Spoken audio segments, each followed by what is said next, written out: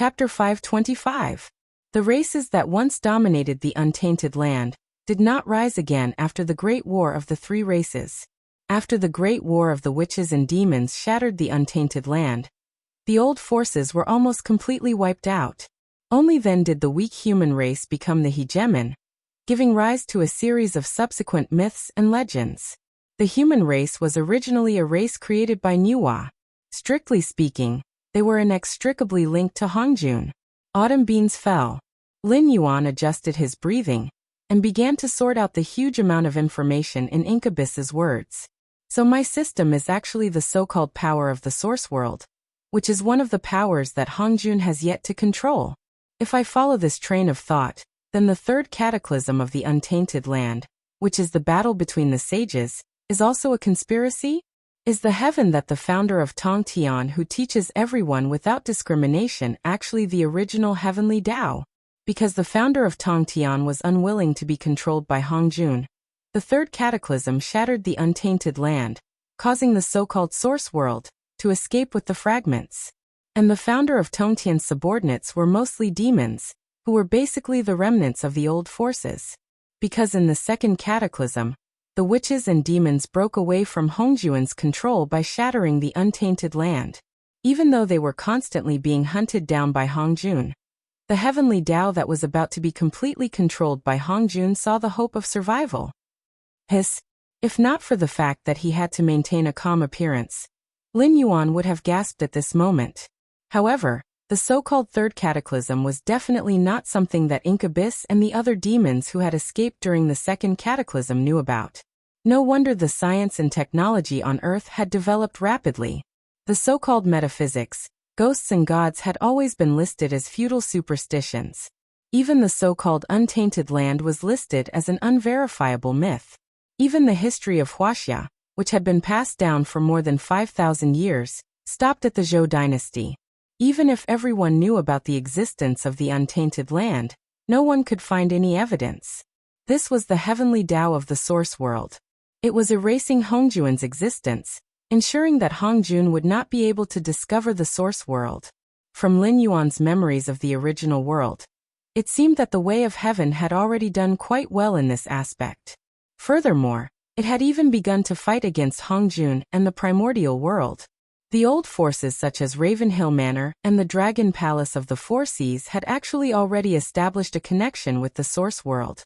However, not many people knew about it, and Lin Yuan, an anomaly from the source world, was one of them. In that case, what exactly was his system? The will of the heavenly Tao of the source world? If he thought about it this way, it did not seem impossible. The system had disguised itself well, and it was indeed no different from the systems in novels. However, it obviously had its own will and judgment, and it seemed that there was nothing it could not do or not know, other than the reasonable explanation that it was the way of heaven. Even an advanced alien civilization was not enough to prove that it was magical. This was because it was not making Lin Yuan stronger, or giving Lin Yuan wealth. Its every action could only be explained by miracles. It was molding itself into a powerful god, a god comparable to Hongjun, but it did not want itself to be out of control.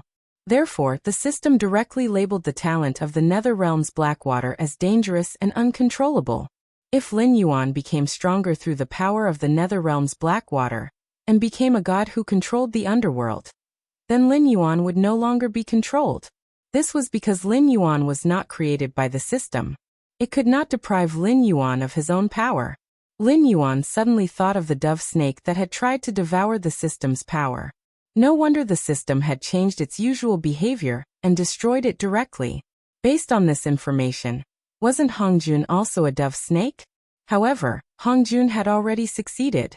Out of the 50 great paths, Hongjun had already grasped 4 out of 9. If he controlled the last one, Hongjun would no longer be a saint, and would no longer need to hold the title of the Way of Heaven's spokesperson. Because at that time, Hongjun would be the way of heaven. But why was he the one who was chosen? With his own strength, how could he challenge the legendary mighty Hongjun? Even if he could defeat Hongjun, would the way of heaven allow a second Hongjun to appear? At that time, what would be the outcome waiting for him? Complex thoughts appeared in Lin Yuan's mind. It was only at this time that Lin Yuan dared to think like this. Incubus was now using a secret technique to block the system's perception. If it was under normal circumstances, these thoughts that might be the truth would be enough for the system to directly erase Lin Yuan's existence. It seems that you have thought of a lot. That's right, you are a smart guy. It doesn't matter whether you are intentional or not. In any case, you will get the same information. Incubus still had an emotionless expression as it slowly said, I am not telling you this for benefits. I simply do not wish for a situation like Hongjuan's to happen. You, Hongjuan, and the source world. The three of you are in a tripartite situation. Only then will there be room for us remnants of the old era to survive. Otherwise, our fates will be extremely miserable. Incubus's thoughts were very dark, but it was very similar to the experiences of its ancestors. Since the beginning of the primordial age, the best time for these old powers was before the war between the three races. Whether it was the heavenly Tao that instigated the war, or Hongjun who later plucked the peach, they all saw clearly that the only one in this world they could truly trust was themselves. Now the source world had pushed Lin Yuan to compete with Hongjun. If Lin Yuan could have his own strength, then the three parties would form a situation of checks and balances. Only in this situation would they have room to survive. Alright, it has been too long. I should leave. If this continues, it will notice. Incubus lowered its head slightly and said in a low voice, in short, I do not ask you to remember my feelings. However, in my opinion, Hongjun and the source world have their own plans. You are just like us, a sacrifice. Only if you live can we live. From now on, your every move must be carefully considered. Don't easily fall into a trap. When its voice fell, Lin Yuan only felt his vision blur. When he regained consciousness, Incubus had already disappeared. Only the worried-looking Li Zhong was standing beside him. Lord Dragon King, is what it said true? Li Zhong suddenly asked, causing Lin Yuan to be slightly startled. Could it be that Incubus's secret technique had failed? Did that mean that the system and Li Zhong had heard everything? No, it couldn't be like that. If the system heard these words, there was a 90% chance that the system, which seemed to be the heavenly Tao, would erase his existence. What do you think? Lin Yuan looked at Li Zhong strangely, and opened his mouth to swindle him. Chapter 526. The Jade Lake Immortal Palace's public offering of the Elixir of Immortality might not be able to attract the truly top-notch experts, but the vast majority of middle and low-level cultivators will try their luck. The Jade Lake Immortal Palace, in particular, will let those successful immortals appear and speak. This will undoubtedly greatly increase their credibility. In a short period of time, the Jade Lake Immortal Palace will gather a large number of middle and low-level cultivators to shake the entire situation. At this point, Li Zhong smiled bitterly and shook his head. He said bitterly, the cultivators who take the elixir of immortality will turn into sky demon. They can indeed obtain immortal life, but they will become a sky demon without self. What's the difference between this and direct death? Li Zhong's words made Lin Yuan let out a long breath of turbid air. Clearly, the previous conversation, which was neither long nor short, was not detected by the system. The effect of the secret technique was still present. What Li Zhong and the system heard was another conversation. What made Lin Yuan most excited was that before the incubus left, it left behind a final sentence. Although I don't know how you communicated with the origin before, it has no physical body and can only listen to the voices in other people's hearts. Therefore, I used a secret technique to conceal your thoughts. No matter who it is, no one will be able to wantonly detect your thoughts, unless you want it to hear them. This secret technique that the incubus had paid an unknown price to set up was Lin Yuan's second greatest gain in the past year of being a demon beast. It was comparable to the Nether Realm's black water talent that the dragonization root of unknown origin had brought to Lin Yuan. It doesn't matter. It's just middle and low-level cultivators. The true experts have already seen countless outstanding people fall in the long river of time. They won't believe that the elixir of immortality really exists in this world. Even if it's true, they won't try it. Lin Yuan softly spat out his snake tongue and said with a gloomy gaze, the world's cultivators seek nothing more than strength and melting, but they can't avoid immortality. However, What they seek is their own immortality, not the immortality given by others. Ah! Li Zhong raised his head in confusion. Death is a very interesting thing. Human warriors like to engage in life and death battles with others, dancing between life and death. This way, they can become even more powerful existences. Fighting with humans, fighting with demonic beasts, they are all pursuing death. They are seeking for a breakthrough in that slim chance of survival. Therefore, what makes cultivators move forward is not cultivation, but death. If they want to pursue immortality, they won't resist the existence of death, because the latter is the best medicine to spur them forward. If immortality can be obtained easily, then what's the point of cultivation? Lin Yuan smiled indifferently and joked. A bunch of trash who don't know how to cultivate. No matter how many of them there are, they are still trash. Cultivation was a very difficult thing. Without the help of external forces, every realm was a ladder to the heavens. Lin Yuan's own cultivation was like this, and the northern frontier's cultivators under his command were also like this. Lin Yuan had never understood why those who were loyal to him could increase their strength so quickly. For example, Li Zhongxing, as a member of Shen Linjun's reserve force. Although Li Zhongxing was an outstanding person, he was definitely not a monster. However, ever since he came to the northern frontier, Li Zhongxing had grown rapidly. Now he had become one of the top generals in the northern frontier, far surpassing those Shen Linjun's reserve force who were in the same batch as him. The speed of cultivation could be explained. After all, Lin Yuan was now the largest spiritual item merchant in the Tianmu continent. His subordinates could naturally obtain more and better spiritual items. With the advantage of a huge amount of resources, the northern frontier's cultivators could grow much faster than others. Using spiritual items to increase one's cultivation was not a problem, but spiritual items would not directly increase one's combat strength and combat experience. However, after the northern frontier's cultivators' strength soared, they could quickly grasp the combat strength of their own realm. They were even more powerful than those unorthodox cultivators. There was also the sudden exposure of the northern frontier's aristocratic families, and Kong Lezin's secret operation, and the sudden disappearance of the northern frontier sections. These were all unsolved mysteries in Lin Yuan's heart. Until today, Lin Yuan finally got the answer. Because he had the help of heaven. He had the origin of heavenly Tao behind him.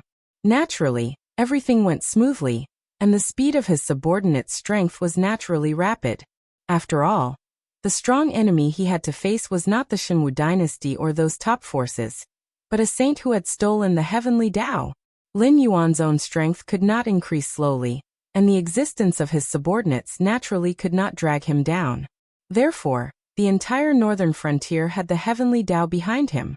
Naturally, the speed of his growth was not something that ordinary people could compare to. What do you mean? Li Zhong seemed to have just reacted. He looked at Lin Yuan with a respectful expression. Withdraw all the spies in the south. If they want to cause trouble, let them cause trouble. Lin Yuan stretched his body and sneered. Originally, I had to make a trip to the West Sea Dragon Palace to clean up the mess for those evil cultists. However, Lei Qiuxing's move to divert the trouble has saved me a lot of trouble. Just wait, those evil cultists are not people who are willing to suffer losses. They have inexplicably taken the blame, and will definitely fight to the death with Lei Qiuxing. Our luck is pretty good. It's all thanks to Lord Dragon King's plan. Li Zhong flattered Lin Yuan neither lightly nor heavily. In fact, in his opinion, everything that happened today was calculated by Lin Yuan in advance. It was just that Lei Qiuxing and Lin Yuan had schemed against each other, and in the end, neither of them had gained much advantage. However, to the northern frontier, not suffering losses was a victory, because the northern frontier was not the one who had to clean up the mess. In the end, Lin Yuan was still better. He could not figure out why Lin Yuan would attribute all of this to illusory luck. If you want to change the plan, how should we deal with the Frost Mirror Cavalry? Li Zhong saw that Lin Yuan had the intention to leave, so he quickened his pace to catch up with him and asked in a low voice. Lin Yuan glanced at Li Zhong and chuckled. Zhang Xiuzhu has already started, and those graduates of the Northern Frontier Military Academy will not watch their classmates rise without doing anything. Since they are willing to do this troublesome thing, then let the Frost Mirror Cavalry and Shun Linjun's reserve troops be the first bones for them to make a name for themselves. Zhang Xiuju's move to defeat Shun Linjun's reserve troops had actually gone against Lin Yuan's original intention, forcing him to change the plan. Since things had already come to this point, he would not force it. Before he had enough strength, he could only follow the will of the heavens. Now he only hoped that the Sky Demon army could give him enough help so that he could get rid of this puppet status as soon as possible. At the very least, he had to have enough strength to wrestle with him before the system reacted, so that he would not have everything taken away from him in an instant. Chapter 527. They're here. Zhang Xiuju, who was half squatting on the ground, slowly stood up and tightened his right hand on the handle of his gun. He then growled, "Prepare for battle." Countless footsteps were heard. It was as if the entire ground was trembling under the charge of an unknown number of enemy troops. He knew that he shouldn't have fought this battle.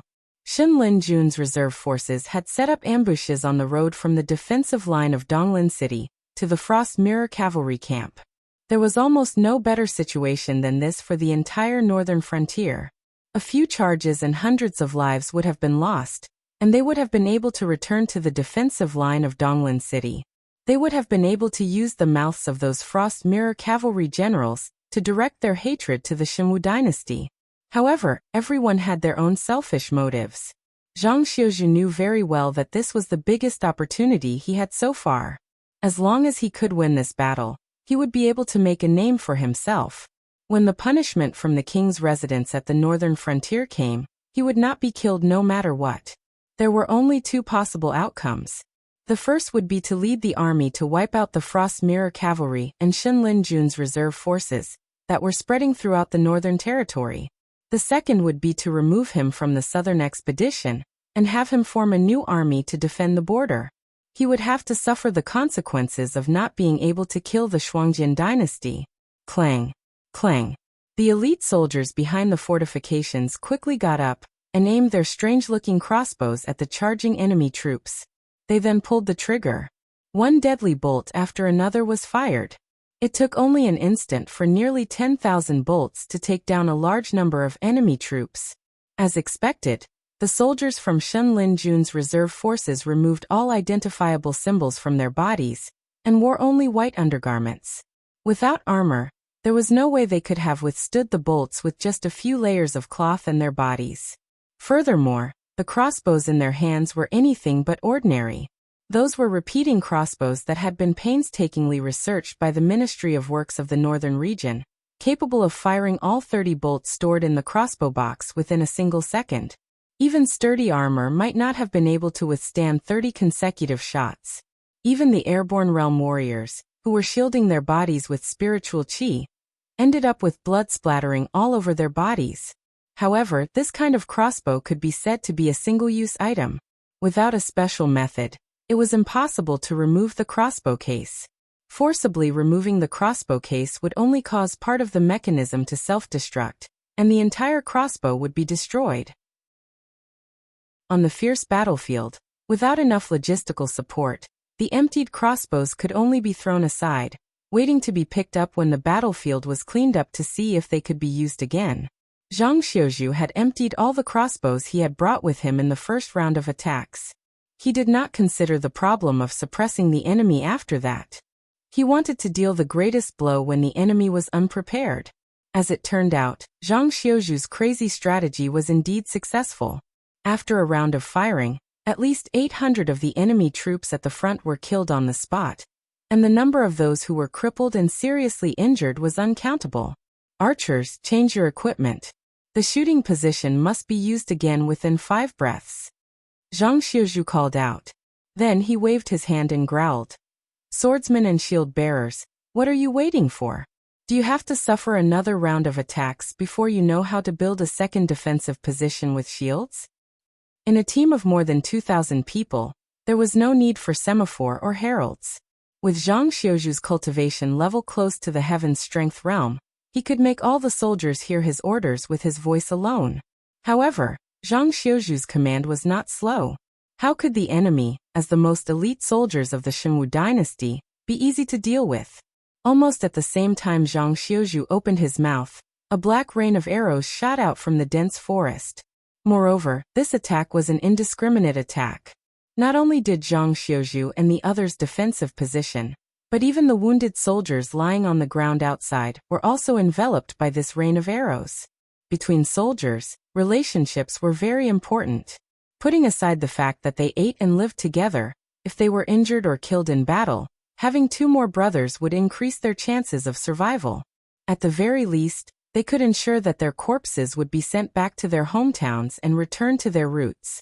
Therefore, the moment he realized that the enemy was attacking, Zhang Xiuzhu originally wanted to order the whole army to press forward and temporarily abandon the defensive position to stay with the wounded soldiers outside.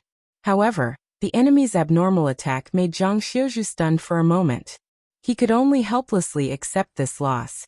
He waved his long spear and swept away the arrows that were shot at him. He no longer had the leisure to take care of his other comrades.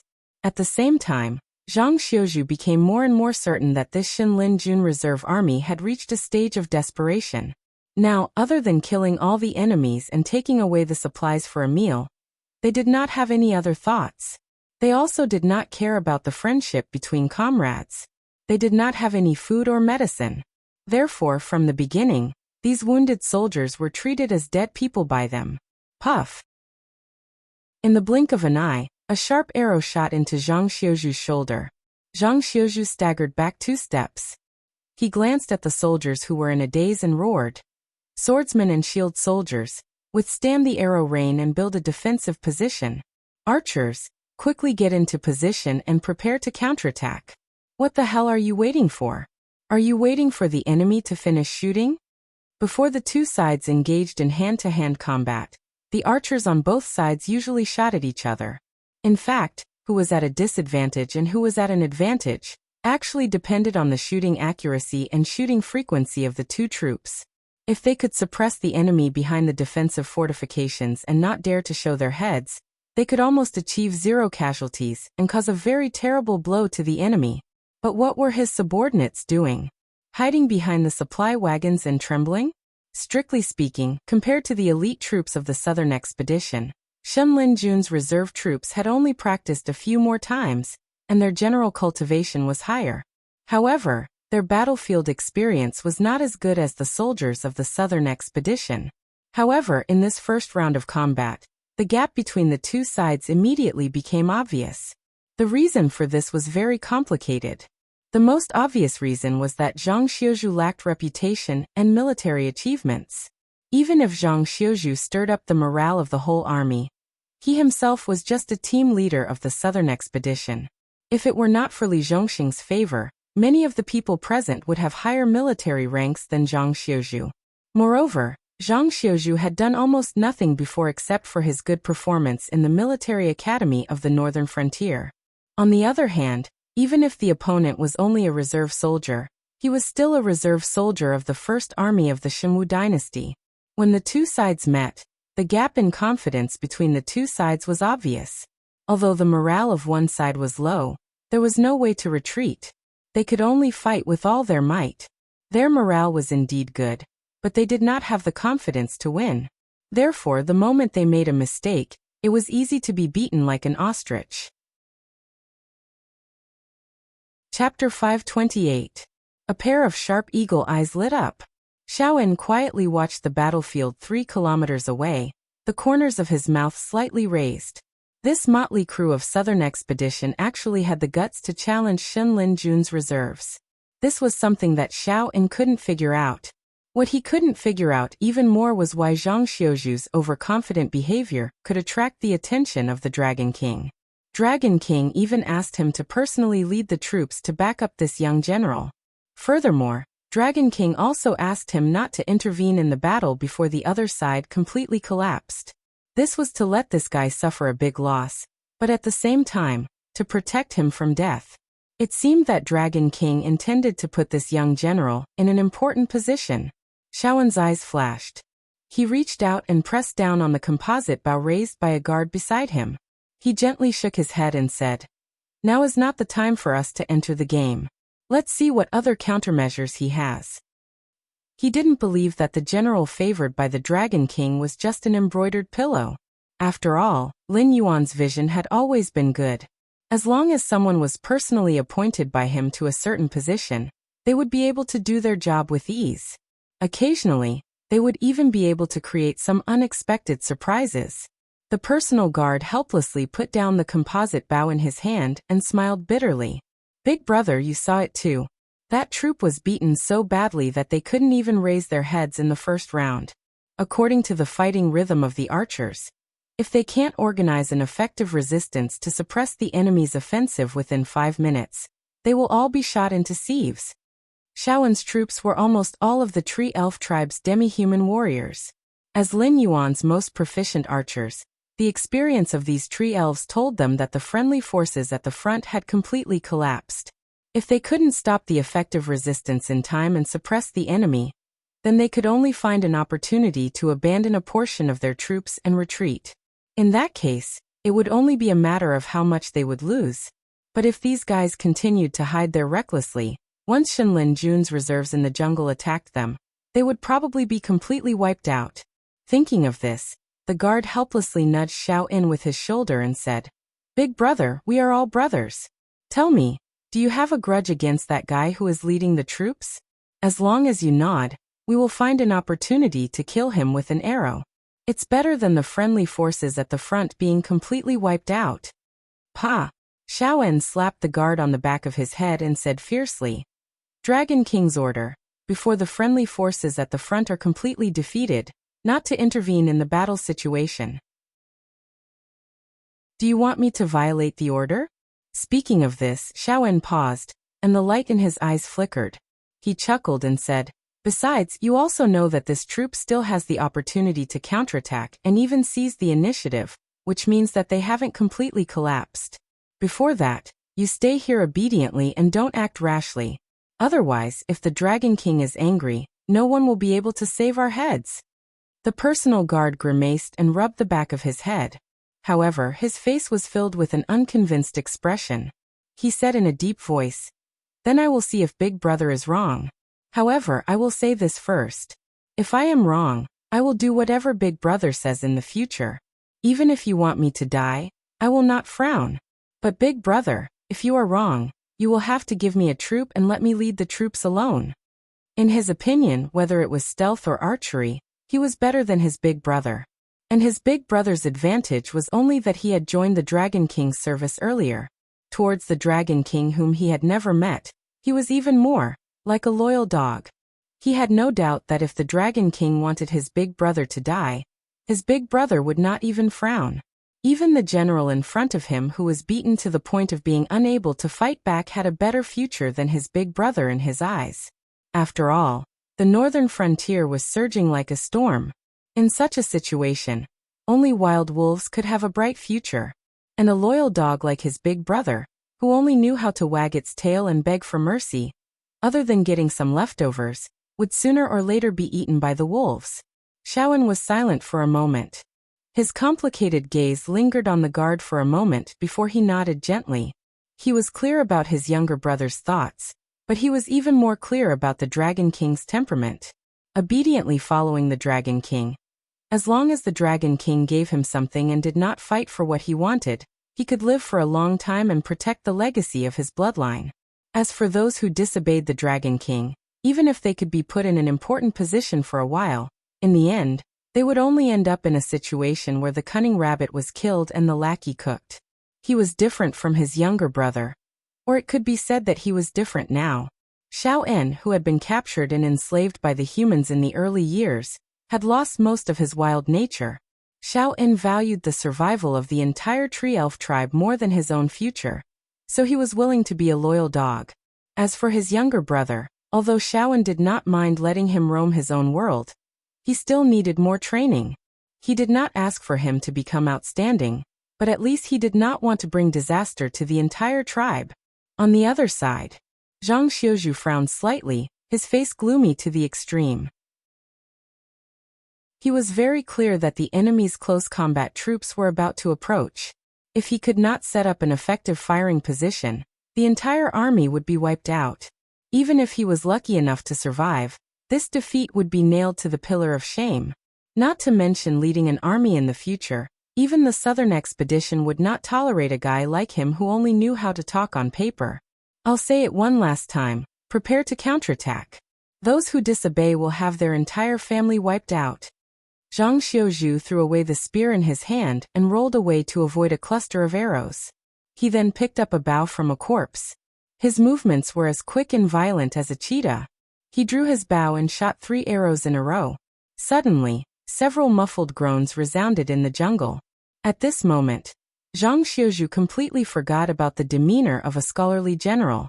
He, who did not have any achievements or glory, did not need those superficial things. If he wanted these soldiers to listen to him obediently, he must let them know what fear was, and what the consequences of disobeying orders were. Stop King pretending to be dead. Stand up and counterattack. Otherwise, we will all die here. Yu Dingchen, who was also struggling to resist the rain of arrows, wiped the sweat off his forehead, and picked up a trembling soldier. Then he swung the sharp blade in his hand, and chopped off a big head in an instant. He sneered. Everyone here knows that I am an Imperial Guard, and you all know that your name and background information have been recorded by us. Do I need to repeat the consequences of disobeying orders? Chapter 529. Yu Dingchen did not come from a military background, so he was unfamiliar with how to boost morale. He did not know what to do next. However, as the Qianhu of the Imperial Guards, Yu Dingchen's mentality resonated with Zhang Xiuzhu's to a certain extent. Furthermore, he knew that if the situation continued to deteriorate, all of them would die. As such, he immediately cheered himself up and began to supervise Zhang Xiuzhu. There was no need to mention the status of the Imperial Guards and the Demon Emperor's Association in the northern frontier. They were ruthless people who could kill an entire family with a single thought. Furthermore, the more they went against such organizations, the more dirt they would dig out, and the more gruesome their deaths would be. More people would be implicated. Now that Li Zhongxing's favorite student had gone all out and the Imperial Guards were helping him, the ostrich-like soldiers could no longer keep up the act. They began to tremble and began to follow Zhang Xiuzhu's orders to build a defensive line and prepare for a counterattack. Coupled with the experts who came out with Zhang Xiuzhu and the Knight General Frost, who had his wounds treated, they were able to rebuild the defensive line in just a few minutes. The two armies began to shoot at each other, fighting for the initiative. While Shen Linjun's reserve troops had excellent shooting skills, the Southern Expedition's troops were well equipped. After seeing that their enemies were either killed or injured by their arrows, the morale of the Southern Expedition's troops was greatly boosted. They were able to suppress the reserve troops of the Southern Expedition in the jungle. After all, fighting was a physical activity, especially in such a life-and-death battle. If one had 10% of their strength, they would not dare to use only 90%. As such, the rhythm of shooting at each other only lasted for about 10 minutes. Even the airborne realm soldiers were sweating profusely and panting as they sat on the ground. They no longer had the strength to draw their bows and nock their arrows. This was the time it took for the Southern Expedition soldiers to take turns to shoot at the enemy. Therefore, at this moment, almost 80% of the soldiers had completely lost their strength. Even if the enemy rushed in front of them, they did not have the ability to stand up and fight. As for the Shen Linjun reserves in the forest, they had not eaten properly for several days, so they did not have much physical strength left. How could they withstand this level of consumption? In this short 10 minutes, the first 3 minutes were still shooting at each other, but in the next 7 minutes, it was almost like the Southern Expedition was crazily shooting arrows into the forest. There was no sound for a long time. Zhang Xiuzhu was silent for a moment before he silently pulled out the arrow from his shoulder. He called for a medic to treat his wound. Feeling the burning pain in his shoulder, he grimaced and roared, "Brothers, do you see this? You guys aren't any worse than those scum. As long as you dare to fight with them, you will realize that dregs will always be dregs, and we are fierce tigers." All the soldiers looked at Zhang Xiuzhu in a daze. No one cheered and no one echoed. It wasn't just because they didn't have the strength. It was also because Zhang Xiuzhu's decision was to use the lives of their entire families to threaten them into going to war. After all, only one of them would die in battle. and there would even be pensions for their families. However, once this military order was carried out by the imperial guards, the three tribes who feared war would no longer be just empty words. No one would like such a general, even if he led them to a battle that they could not win. No one would think about whether they were wrong, because this was the deep-rooted bad habit of human beings. Medic, come forward and treat the wounds of our brothers. The rest of you, prepare to eat, then rest and recover your strength. Those who still have strength, come with me to see if there are any wounded soldiers who are still alive. Behead them and let them know the consequences of being our enemy. After the voice fell, Zhang Xiuzhu picked up his long spear again and stepped out of the camp. Although he had long been mentally prepared, he still felt a big difference when he was suddenly treated coldly by his own soldiers. Yu Dingchen sighed softly and quickly caught up with Zhang Xiuzhu. He reached out and patted him on the shoulder, and said in a deep voice, "I remember this saying is from the first lesson of the military academy. Although I am a layman, I don't think you did anything wrong. In that situation, if you gave up on these people and chose to break out, their families would have lost their sons, husbands, and fathers. It would be 100 times worse than now. I believe they will understand you sooner or later." "I know."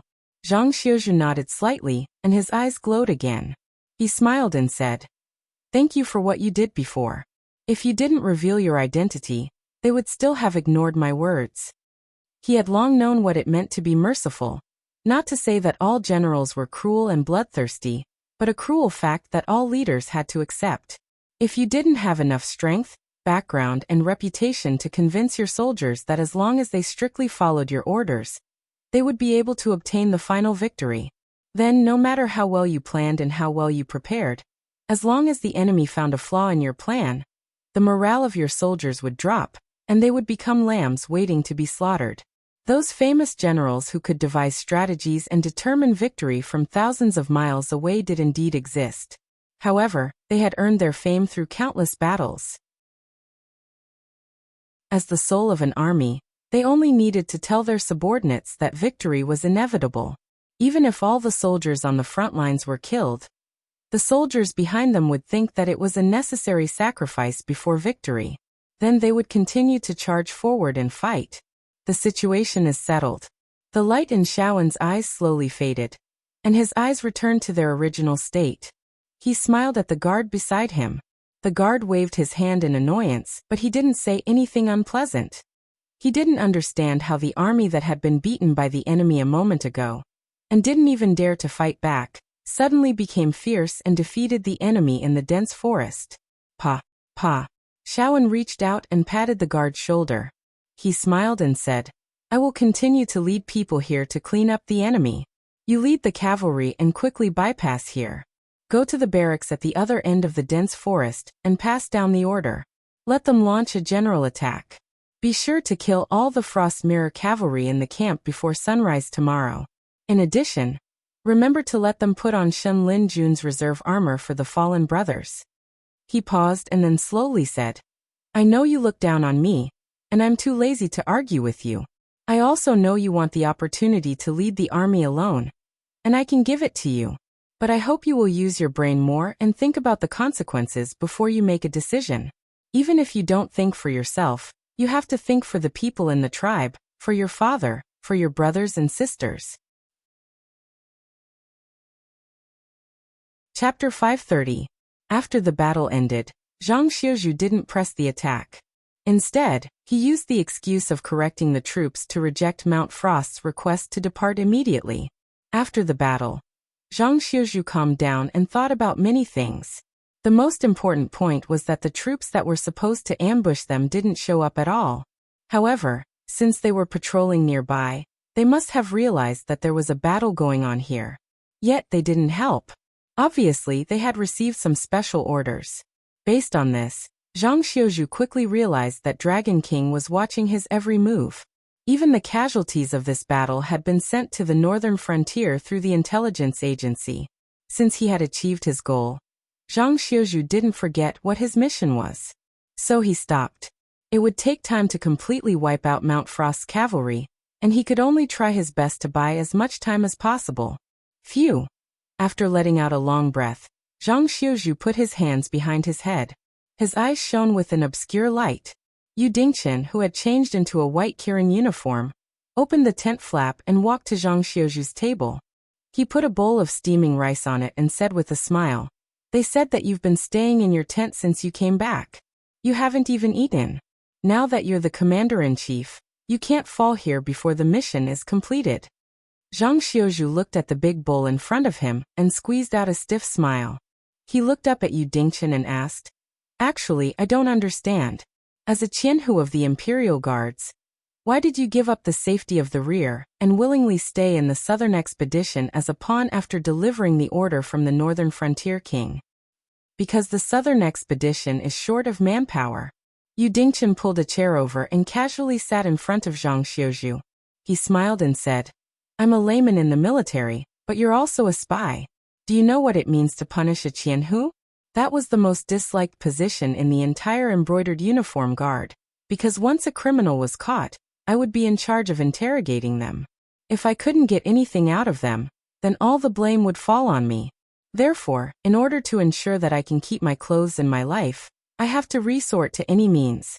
I have to be covered in blood every day. At this point, Yu Dingchen smiled and continued, "It's a pity that I managed to get something out of them. The credit belongs to the higher-ups and has nothing to do with me. And the benefits that the families of the prisoners sent over also belong to the Nanjing Discipline Commission and have nothing to do with me. I worked hard and got scolded. In the end, I didn't get anything good." Zhang Xiuzhu didn't reply. Instead, he focused on eating, but his gaze stopped on Yu Dingchen's face. Yu Dingchen stretched and smiled. "Right now, there's war everywhere in the north. As long as you can risk losing your head and travel to various battlefields to deliver information, even if you're an unorganized spy of the embroidered uniform guard, you'll be promoted to Qianhu after the war is over. Those Qianhu who were originally on the same level as me can even become commanders and personally lead a guard. They'll become people with real power on the northern frontier. Only I am a Qianhu now, and I'll most likely still be a Qianhu after the war is over." As he said this, a hint of loneliness appeared in Yu Dingchen's eyes. To be able to quickly rise from the grassroots to become a Qianhu in the early days of the embroidered uniform guard, there was naturally no problem with Yu Dingchen's ability. It was just that he had offended some people and was assigned to a Qianhu with few benefits. Unless he handled some major case that alarmed the Dragon King, he would never have a chance to make a name for himself in this life. The entire embroidered uniform guard is in operation, and almost everyone has been sent out. That's why I was able to get this opportunity to go to Donglin City, to deliver the decree of the king of the northern frontier. But what can this little merit do? That's why I don't want to go back. I want to stay on the southern expedition and continue to play my role in the following battles. When it's time to award merit, I want to be a commander." At this point, Yu Dingchen rubbed the tip of his nose and said with a smile, "I just didn't expect that my first mission after joining the Southern Expedition Army would be to escort supplies with you and encounter such a dangerous situation. That's why I have to thank you. If you hadn't suddenly acted so ruthlessly, all of us would have died here." "Then you can come with me." Zhang Xiuzhu swallowed the last grain of rice and looked at Yu Dingchen with shining eyes, as if he was looking at a rare treasure. "Huh?" Yu Dingchen raised his eyebrows again and looked at Zhang Xiuzhu with a blank expression. Today, Zhang Xiuzhu really wasn't a big shot in the southern expedition. Without any merit, even if he had Li Zhongxing's favor, he was just a team leader. Whether it was status or experience, he couldn't compare to a Qianhu of the embroidered uniform guard. But now, Zhang Xiuzhu was asking him to follow him with a smile on his face. The king of the northern frontier and Dragon King should know about our every move today. After this battle, whether it's a reward or a punishment, I won't stay on the southern expedition's list anymore. I think the higher-ups will allocate a part of the southern expedition to form a new army for me. I don't know where I'll be assigned to, but I'll most likely replace Marshal Li's current position to build the Great Wall project and guard the border. Since you can't make a name for yourself in the embroidered uniform guard, why don't you transfer to follow me?" Zhang Xiuzhu put the bowl back on the table and asked with a serious face. Yu Dingchen's expression changed several times. After a while he slowly raised his eyelids and smiled bitterly. I think you overestimate me. I told you that I'm a complete layman in the military. If you want to entrust me with important tasks, I'm afraid it won't work. Tuck, tuck, tuck. Zhang Xiuzhu tapped his fingertips on the table and stared at Yu Dingchen. He said in a deep voice, when do you think the embroidered uniform guard and the Association of the Demon Emperor will have a winner? Even if one side doesn't die, at least there should be a male and female side, right? Yu Dingchen's breathing stopped slightly, and his eyes began to flicker. It wasn't a secret that the two major spy agencies in the northern frontier didn't get along, but other than Sherdong and Luosu, no one dared to mention it openly. At most, they would fight openly and secretly. Therefore, Zhang Xiuzhu's behavior could be described as crazy. If they can't be separated, even if they can be separated by force, the conflict will erupt again. Maybe in 10 years, maybe in 100 years. Zhang Xiuzhu abruptly stood up from his seat and said with a smile, I've always been bold, so I've decided to be bold again this time. But I need your help, as well as a group of professional spies to carry out this plan for me. Chapter 531.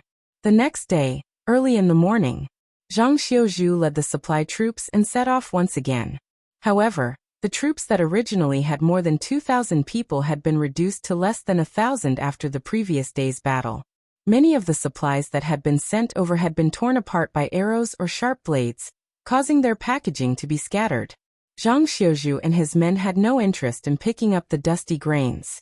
After calculating the number of supplies left, they sent a group of sentries into the forest.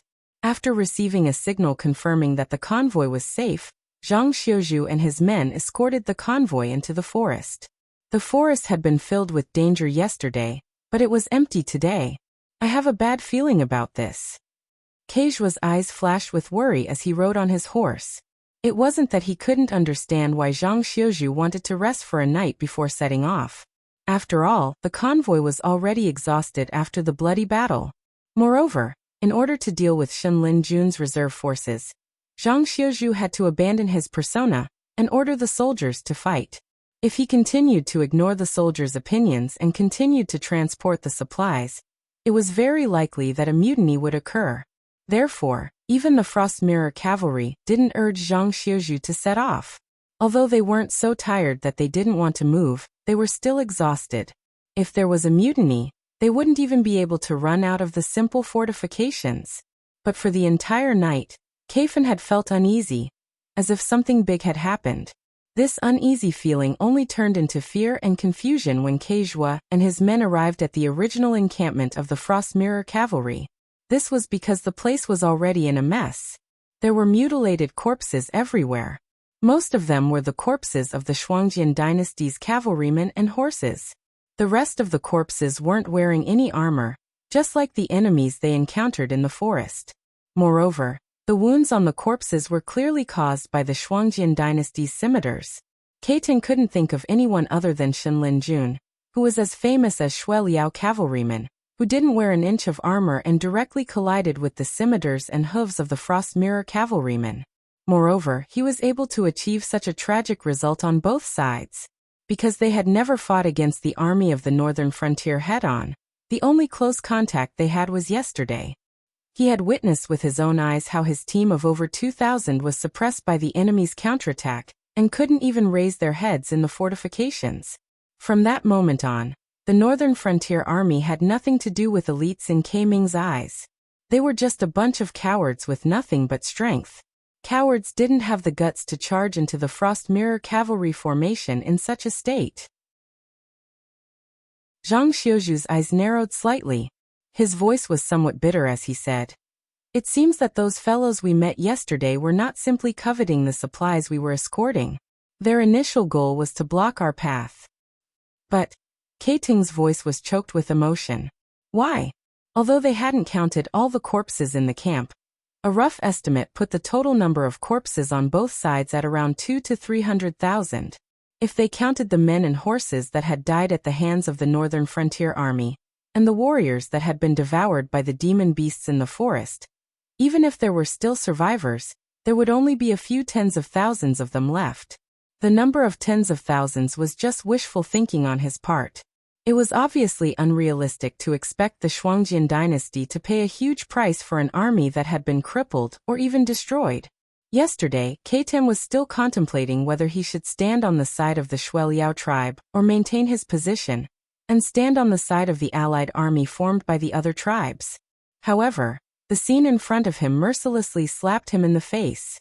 Now he had no choice. The Shuangjian dynasty has a strong military force. 500,000 cavalrymen won't be a serious injury to your dynasty, but the number of casualties will be divided among the tribes, which is still an unacceptable loss. Moreover, I can be sure that the cavalrymen that entered the northern frontier army were definitely the nobles of the Shuangjian dynasty. After all, in your opinion, compared to your old enemy, the Xinwu dynasty, even if our newly risen northern frontier army has unlimited potential in the future, it is just a soft persimmon that is easy to pinch and eat. Therefore, as long as they have the slightest bit of connections, they will join the troops that plunder the northern frontier army, instead of running to the central plains to deal with the unpredictable Xinwu dynasty. Yu Dingchen didn't hide his words at all. His bloody tone revealed a bit of disdain as he said coldly, I can see that the Xinwu dynasty army naturally won't turn a blind eye to this. Young chieftain, do you think that the tribes of your dynasty will just let the deaths of 500,000 Frost Mirror barbarian in the northern frontier army be? But we have already planned to negotiate for peace. There is no need. Even if the leaders of those tribes are dissatisfied, they will give face to the Great Khan and won't start a war with the northern frontier army. Kejua seemed to find it hard to accept this fact. He shook his head bitterly and his voice was choked with sobs. Yu Dingchen sneered and added, It is because there is no need that they deliberately did this. Shen Linjun's reserve troops have been defeated by us. Unless the Xinwu dynasty has the ability to settle the trouble between the Qingjiang dynasty and you in an instant and send troops to the northern frontier army, it will be possible to bring these reserve troops back to the central plains. However, everyone, including themselves, knows that this is impossible, so Yu Dingchen's hesitant look successfully evoked Keijua's imagination. This was because he couldn't explain this matter too directly. Otherwise, Kejua would think that the northern frontier army was trying to frame the Xinwu dynasty. However, he couldn't directly say it, but Yu Dingchen could lead Kejua's thoughts in that direction through hints. These Shenlin Jun's reserve troops didn't believe that they had a way to survive. Therefore, the moment they lost Wei River City, they had already become the undead of the Xinwu dynasty. Although they weren't as miserable as the remnants of the Jiao clan in name, they were actually worse off. At least the remnants of the Jiao clan could still struggle on the line between life and death, but they didn't have the slightest bit of hope. Therefore, under such circumstances, they would do something even crazier than the remnants of the Jiao clan. For example, they would drag the 500,000 Frost Mirror cavalry down with them. Kejua was right. If both sides insisted on negotiating for peace, then this kind of action would be meaningless. However, the Frost Mirror Khan was already old and frail, and no longer had the heroic spirit he once had. Although he sat firmly on the throne of the Great Khan, everyone could see that the other tribes on the grasslands were eyeing the Bloodsil tribe covetously. Once that lion died, the entire Bloodsil tribe would be eaten up. Chapter 532. Under such circumstances, how much power did the so-called Frost Mirror Khan have to say anything? 500,000 nobles from the Shuangjian dynasty had died at the northern frontier. If most of the tribes were clamoring for war with the northern frontier, the Frost Mirror Khan would have no choice but to fight against Lin Yuan, even if he didn't want to. Therefore, it was reasonable for the reserves of Shen Lin Jun to attack the Frost Mirror cavalry. As people who were doomed to die, trading one life for one life with the northern frontier was undoubtedly the best choice for them. Even though the Shen Lin Jun reserves weren't the ones who did this. Even though Zhang Xiuzhu and Yu Dingchen were both under the watch of Kei Yan and the others. However, at this critical juncture of the war, the cooperation between the Genie Guards and the Shifter Emperor was undoubtedly extremely terrifying. Therefore, they were very clear about what had happened here last night, and who had died here. The Shen Lin Jun reserves that had been hiding in the forest last night were just a group of defeated soldiers who had accidentally wandered here. They were a very helpful chess piece to Lin Yuan's plan.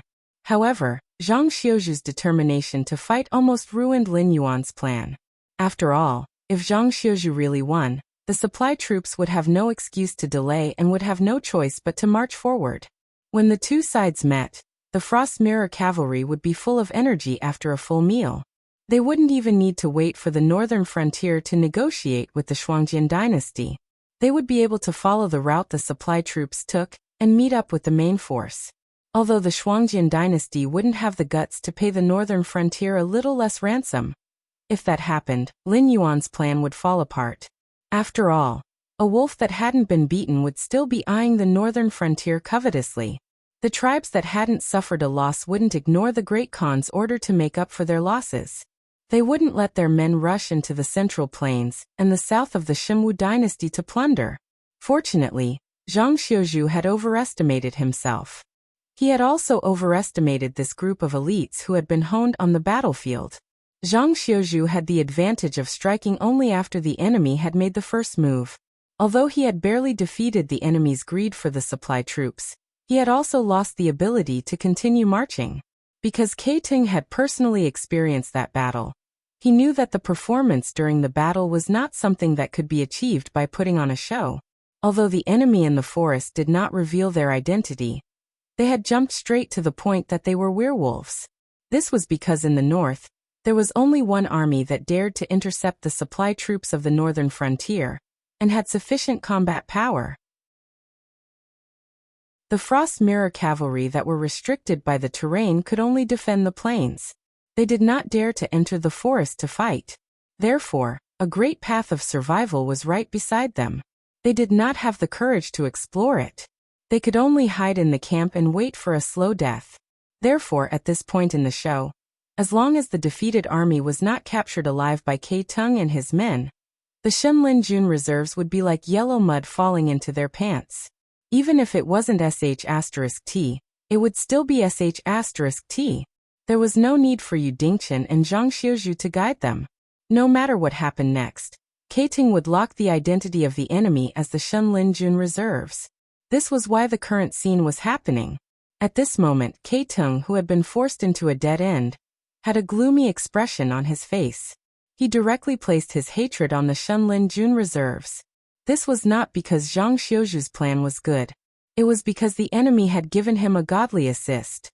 It was as if the heavens were helping him. As for the survivors, that was even more impossible, because the Shenlin Jun reserves in the forest were not withdrawn at all.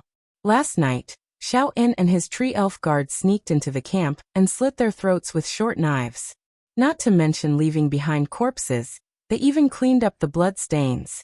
After all, they were fighting in the forest at night. Even if the regular army of the Divine Forest Army came back, they wouldn't be able to compete with these demi-human warriors. This was especially true for the agile tree elves who were good at stealth and assassination. Because of Xiaoen's outstanding performance, in the eyes of Kai Tung and the others, Zhang Xiuju had made a wrong inference from the beginning. The defeated Shenlin Jun reserves did not come for the military supplies at all. Their purpose was to occupy the forest and block the military supplies to buy time for their comrades who were fighting with the Frost Mirror cavalry. After the mission was over, these Shenlin Jun reserves did not even collect the corpses and hurriedly retreated, leaving behind a mess on the ground. Kai Ting swallowed his saliva and gasped for breath. 500,000 Frost Mirror cavalry. Even if they are not completely destroyed, the remaining ones are all defeated soldiers who have been scared out of their wits. So I think they don't know that we paid a high price to redeem them. What about you guys? After he finished speaking, the rest of the Frost Mirror cavalry looked at each other and did not know what to say. As an envoy personally appointed by the Shuangjian dynasty, Kai Ting naturally stood on the side of the Shui Liao tribe. However, these Frost Mirror cavalry were originally the warriors of their own tribes. They came out specifically to see how the warriors of their own tribes were doing. But when they arrived at their destination, they suddenly realized that the 500,000 Frost Mirror cavalry had all turned into cold corpses. For a moment, their faces flushed red, and they stuttered, not knowing what to say. After all, Kai Ting had two choices, But they only had one choice. Now that they were all dead, they did not even know what to say when they returned. However, they had to admit that the 500,000 Frost Mirror cavalry was indeed not worth the price. Instead of spending a large amount of money to buy back a batch of incomplete corpses, it was better to save the 13th prince of the Shueliao tribe. That way, the Shueliao tribe would more or less compensate them. Stop hesitating. The veins on Keitung's forehead throbbed as he said fiercely, Shin Linjun will not let go of any opportunity. If the 13th prince is killed by those bastards while you are hesitating, there is no need for us to go back. Let's just kill ourselves here. We don't want to drag the tribe down with us. I agree to take the 13th prince back. Seconded. Me too. After being yelled at by Keitung, the Frost Mirror cavalry realized that they had no other choice. Although they really did not want the 13th prince, who was known as the #1 warrior of the Shueliao tribe, to return to the Shueliao tribe, they made the wise choice to save their own lives. After all, the 13th prince might not join forces with the 3rd prince after he returned. One of them was a scholar, while the other was a warrior. A ferocious wolf and a cunning fox would never walk side by side. When that time came, it would be time for their tribe to fight for the throne.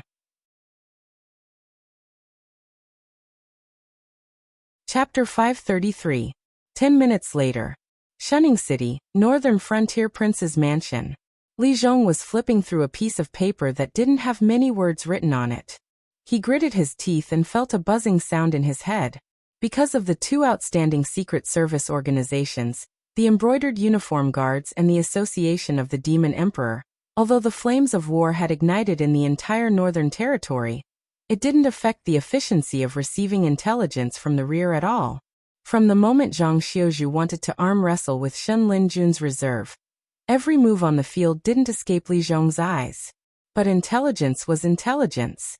The letter in Li Zhong's hand was personally delivered by Zhang Xiuzhu. The content was very simple and very bold. Because Zhang Xiuzhu wanted to establish the 3rd Secret Service organization in the Northern Frontier, the Military Intelligence Division, whose full name was the Military Intelligence Analysis Division. The Embroidered Uniform Guards had a very special position in the Northern Frontier. Because other than Luo Su, all the members of the Embroidered Uniform Guards were from the Association of the Demon Emperor. They were a secret service organization that was trained by Lin Yuan himself. Since they officially left the Association of the Demon Emperor, they carried the halo of personally appointed by the Dragon King. So in the eyes of the local government, they were an existence that had to be opened wide. Even the lowest level of Embroidered Uniform Guard Secret Service agent had to be respectful to the local government, because disrespecting them was equivalent to disrespecting the Dragon King. But not everyone would give face to the Embroidered Uniform Guards. For example, some of the Demon Emperor's guild with similar authority didn't like the Embroidered Uniform Guards. After all, the members of the Embroidered Uniform Guards were all from the Association of the Demon Emperor. Many of the Baihu and Qianhu who had real power in the Association of the Demon Emperor were at the same level as the younger brothers. They had to smile and call everyone Big Brother when they saw them. With the sudden rise of the Embroidered Uniform Guards, these younger brothers also became important figures in the Northern Frontier. This made the Demon Emperor's guild feel like their rice bowl was stolen. This was the reason why the two sides didn't deal with each other from the beginning. Furthermore, the stronger the Embroidered Uniform Guards were, the weaker the Shifter Emperor's Assembly's method of obtaining information would be. In the later stages, the Shifter Emperor's Assembly would no longer have anything to do with the Shifter Emperor's Assembly. Therefore, whether it was for power or profit, the association of Shifter Emperors and the Embroidered Uniform Guards were like fire and water. The Embroidered Uniform Guards had a halo, but so did the Shifter Emperors Association. After all, it was a faction personally supported by Lin Yuan. The Shifter Emperors Association had quite a bit of influence in the entire Northern Frontier. Even the local tyrants in the gray areas had to depend on the Shifter Emperors Association if they wanted to earn some money. It wasn't difficult for the local government to do something well, but to do it efficiently, they had to use the influence of these local tyrants. After all, in the special appointment system of officials in the Northern Frontier, There had always been flowing officials and officials made of iron. These officials with salaries and ranks were far inferior to the local government. If they weren't the local tyrants, they were the local tyrants' protection. Most of the time, they had more influence in the local government than their official counterparts. This was because they represented the Shifter Emperors Association. This was an unavoidable situation. After all, the term of an official wasn't long. It was obviously unrealistic to expect a new group of officials to govern the local government in an orderly manner from scratch. They could only rely on the officials to wisely manage their relationships with the local officials. Only by cooperating with both sides could the local government unleash the greatest power of the local government. Therefore, the Shifter Emperors Association, which wasn't considered an official faction, had the right to speak in the local government. This was why they had the confidence to compete with the embroidered uniform guards to see who was the leader of the Northern Frontier Special Forces. In name, the embroidered uniform guards could trample on the Shifter Emperors Association. However, if the two sides completely fell out, the Shifter Emperors Association could instantly shut down most of the embroidered uniform guards' offices in the Northern Frontier. However, the embroidered uniform guards and the Northern Frontier's royal residents would have to settle the bloody accounts afterwards. However, whether it was the embroidered uniform guards or the Shifter Emperors Association, they obviously had nothing to do with the military system. Although according to the rules, the embroidered uniform guards could fill in the positions of the military officers. However, at the level of the embroidered uniform guards, they could easily get rich. If there were vacancies in the positions of the military officers who hadn't reached a certain level, the embroidered uniform guards wouldn't easily use their privileges. After all, Yudingchen was an exception. After all, being given priority to fill in the positions and having to fill in the positions were two different things. The privileges of the embroidered uniform guards only allowed them to compare with officers from ordinary backgrounds when they were promoted. If both of them had similar abilities and could adapt to the position, the embroidered uniform guards could directly take up the position. However, if they used their privileges, it would be equivalent to leaving the embroidered uniform guards. If they still continued to be associated with the embroidered uniform guards, Lin Yuan and Li Zhong wouldn't let them off easily. It would also temporarily cut off the chance for the embroidered uniform guards to gradually control the entire military officer system. Of course, although the two spy agencies weren't related to the military system, the military still had to accept the supervision of these two agencies when they didn't have their own spy forces. Furthermore, because they weren't on the same side, no one would be nice to the military officers. Therefore, the military had always hoped to form their own spy forces. However, other than Zhang Xiuzhu, who wasn't well known in the northern frontier, no military officer dared to suggest that the military establish their own intelligence agency, because it was a taboo. After all, the military was the strongest force of a force. If such a department was allowed to supervise itself, it would only allow the military officers' power to expand infinitely. Sooner or later, there would be rebellions and rebellions. In addition, Luo Su and Sherdong were already badly beaten for power. The cake that they had now was not enough to eat. How could they allow a third spy agency to rise and take over the military system that they coveted, but couldn't get their hands on? If such a thing really happened, Luo Su and Sherdong's first reaction would definitely not be to ignore the growth of this hidden danger. These two spy chiefs would immediately join hands to strangle the third party that was a threat to them in the cradle. They wouldn't leave a single chance. However, a triangle was always the most stable shape. Once the military intelligence agency was established, it would undoubtedly be the most suitable for Lin Yuan's main theme of checks and balances. Moreover, it would also free up a lot of manpower, so that the entire northern frontier wouldn't feel stretched for information transmission. Looking at the current embroidered uniform guards, because of this war, the only people who didn't have a mission in the whole shunning city were the typical scapegoats. The rest of the members were all running around day and night in the northern battlefield, trying to avoid contact with the enemy as much as possible. The previous Qianhu Yudingchen was from such a background. Except for these guys that even the embroidered uniform guards themselves didn't like, Li Zhong had to make an appointment in advance if he wanted to call two embroidered uniform guards to do something. Although it seemed that he knew the situation of the war like the back of his hand, only Li Zhong himself knew the pain. Without the supervision of the Association of the Demon Emperor and the embroidered uniform guards, the originally peaceful northern frontier was now a mess. If Lin Yuan and Boss Lin weren't in Shunning City, perhaps even the northern frontier would be in chaos. Chapter 534. It's a good idea, but it's a pity that it's too ambitious. Lin Yuan, who already knew the contents of the letter, sighed faintly and smiled. Actually, according to the original rhythm, Luo Su and Sherdong would definitely have a big battle. At that time, even a big shot like you wouldn't be able to avoid it, let alone other forces. The army wants to establish their own spy agency, not to seize power, but more to protect themselves. If it wasn't for this sudden war, Luo Su and Sherdong would already be like fire and water. Almost every day, there would be members of the other party's faction who would fall from grace. However, every crime was irrefutable, causing those who hadn't yet chosen a side to be in a state of panic. According to this rhythm, when the chess pieces in the hands of the big shots on both sides were used up, they would use the evidence in their hands to force the neutral party to choose a side. However, speaking of which, they were all top spy agencies in the northern frontier. How could the embroidered uniform guard not have what the Shifter Emperor Association had? The operation of choosing a side before being imprisoned was a common occurrence in the northern frontier.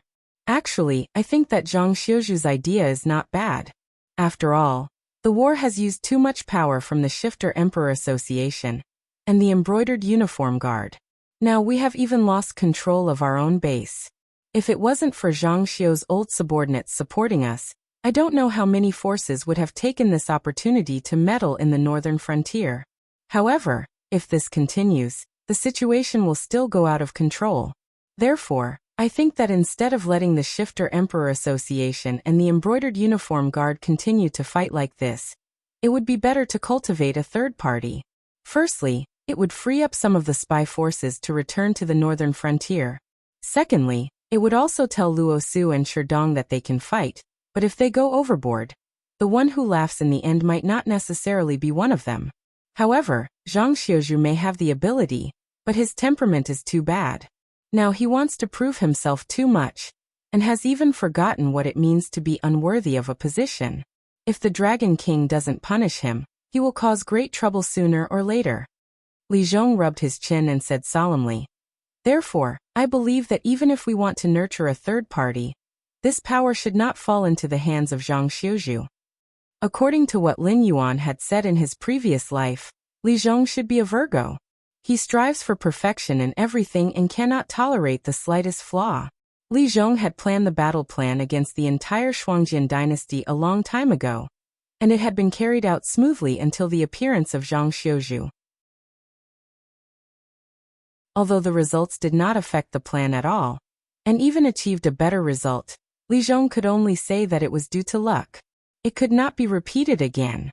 If Zhang Xiuju's sudden change continued to happen, Li Zhong would be suspicious of all his plans. If Li Zhong had been the one to monopolize the power of this kind of unstable element, he would have definitely killed him. However, he did not have the final say in the northern frontier. He could only put forward his own opinions and wait for Lin Yuan's decision. I'm very curious.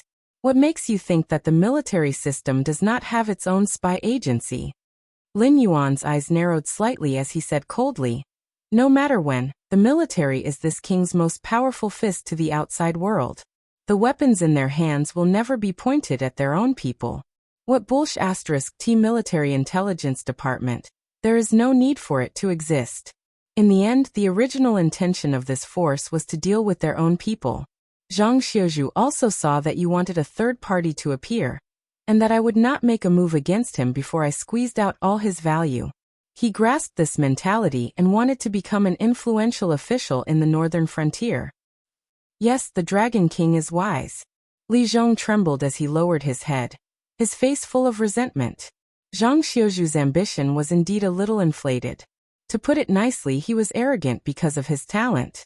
It was as if the northern frontier could not move without him. Therefore, no matter who it was, he could make changes at the last minute. All of his actions were to make himself famous, and then become an influential figure in the northern frontier. He could even stand shoulder to shoulder with first-rate existences like Li Zhongxing, Zhang Qilin, and Gao Buzhen. However, his little calculations naturally could not escape the eyes of Lin Yuan and Li Zhong. After all, he was a student who had just graduated not long ago. No matter how intelligent he was only an armchair strategist. Compared to existences like Li Zhong and Lin Yuan who had experienced great storms and waves, he was not just a little bit different. However, on this matter, Zhang Xiuzhu grasped Li Zhong's mentality perfectly. Because Li Zhong really did want to set up a third-party spy organization to check and balance Sherdong and Luo Su, he would also have the intention to kill Zhang Xiuzhu, this ambitious existence. Whether it was Li Zhongxing who admired him or Lin Yuan who made the best use of him, neither of them would watch Li Zhong extinguish this future general.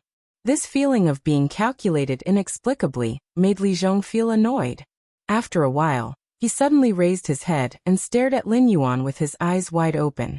The military system had its own spy organization. Why did he, the king of the northern frontier, not know about it at all? Do you want to ask why there is a third spy organization in the northern frontier? Why did no one, including you, know about it? Lin Yuan grinned and said, Luo Su knows. Don't look at how fiercely he and Sherdong fight. Unlike Sherdong, any of his actions have no disadvantages for the northern frontier. This is because he knows very well that fighting to the death with Sherdong will not bring him any benefits. The crazier Sherdong's actions are, the more stable the position of the embroidered uniform guard will be. After all, the first batch of members of the embroidered uniform guard and the third spy organization were personally trained by this king, so they can be considered students of the same generation. The embroidered uniform guard was an organization that Lin Yuan had created by imitating the great Ming Empire's embroidered uniform guard in his previous life. Everyone knew of the embroidered uniform guard's fame, but they did not know that the great Ming Empire had another force set up outside Liaodong Pass that made countless Mongolian tribes tremble in fear. Yi Bus Ho. This external scouting force was similar to the scouts that Lin Yuan knew of in his previous life. The requirements were very simple but also very difficult. Those who could go deep into the camp and scout could join Yi Bush's team.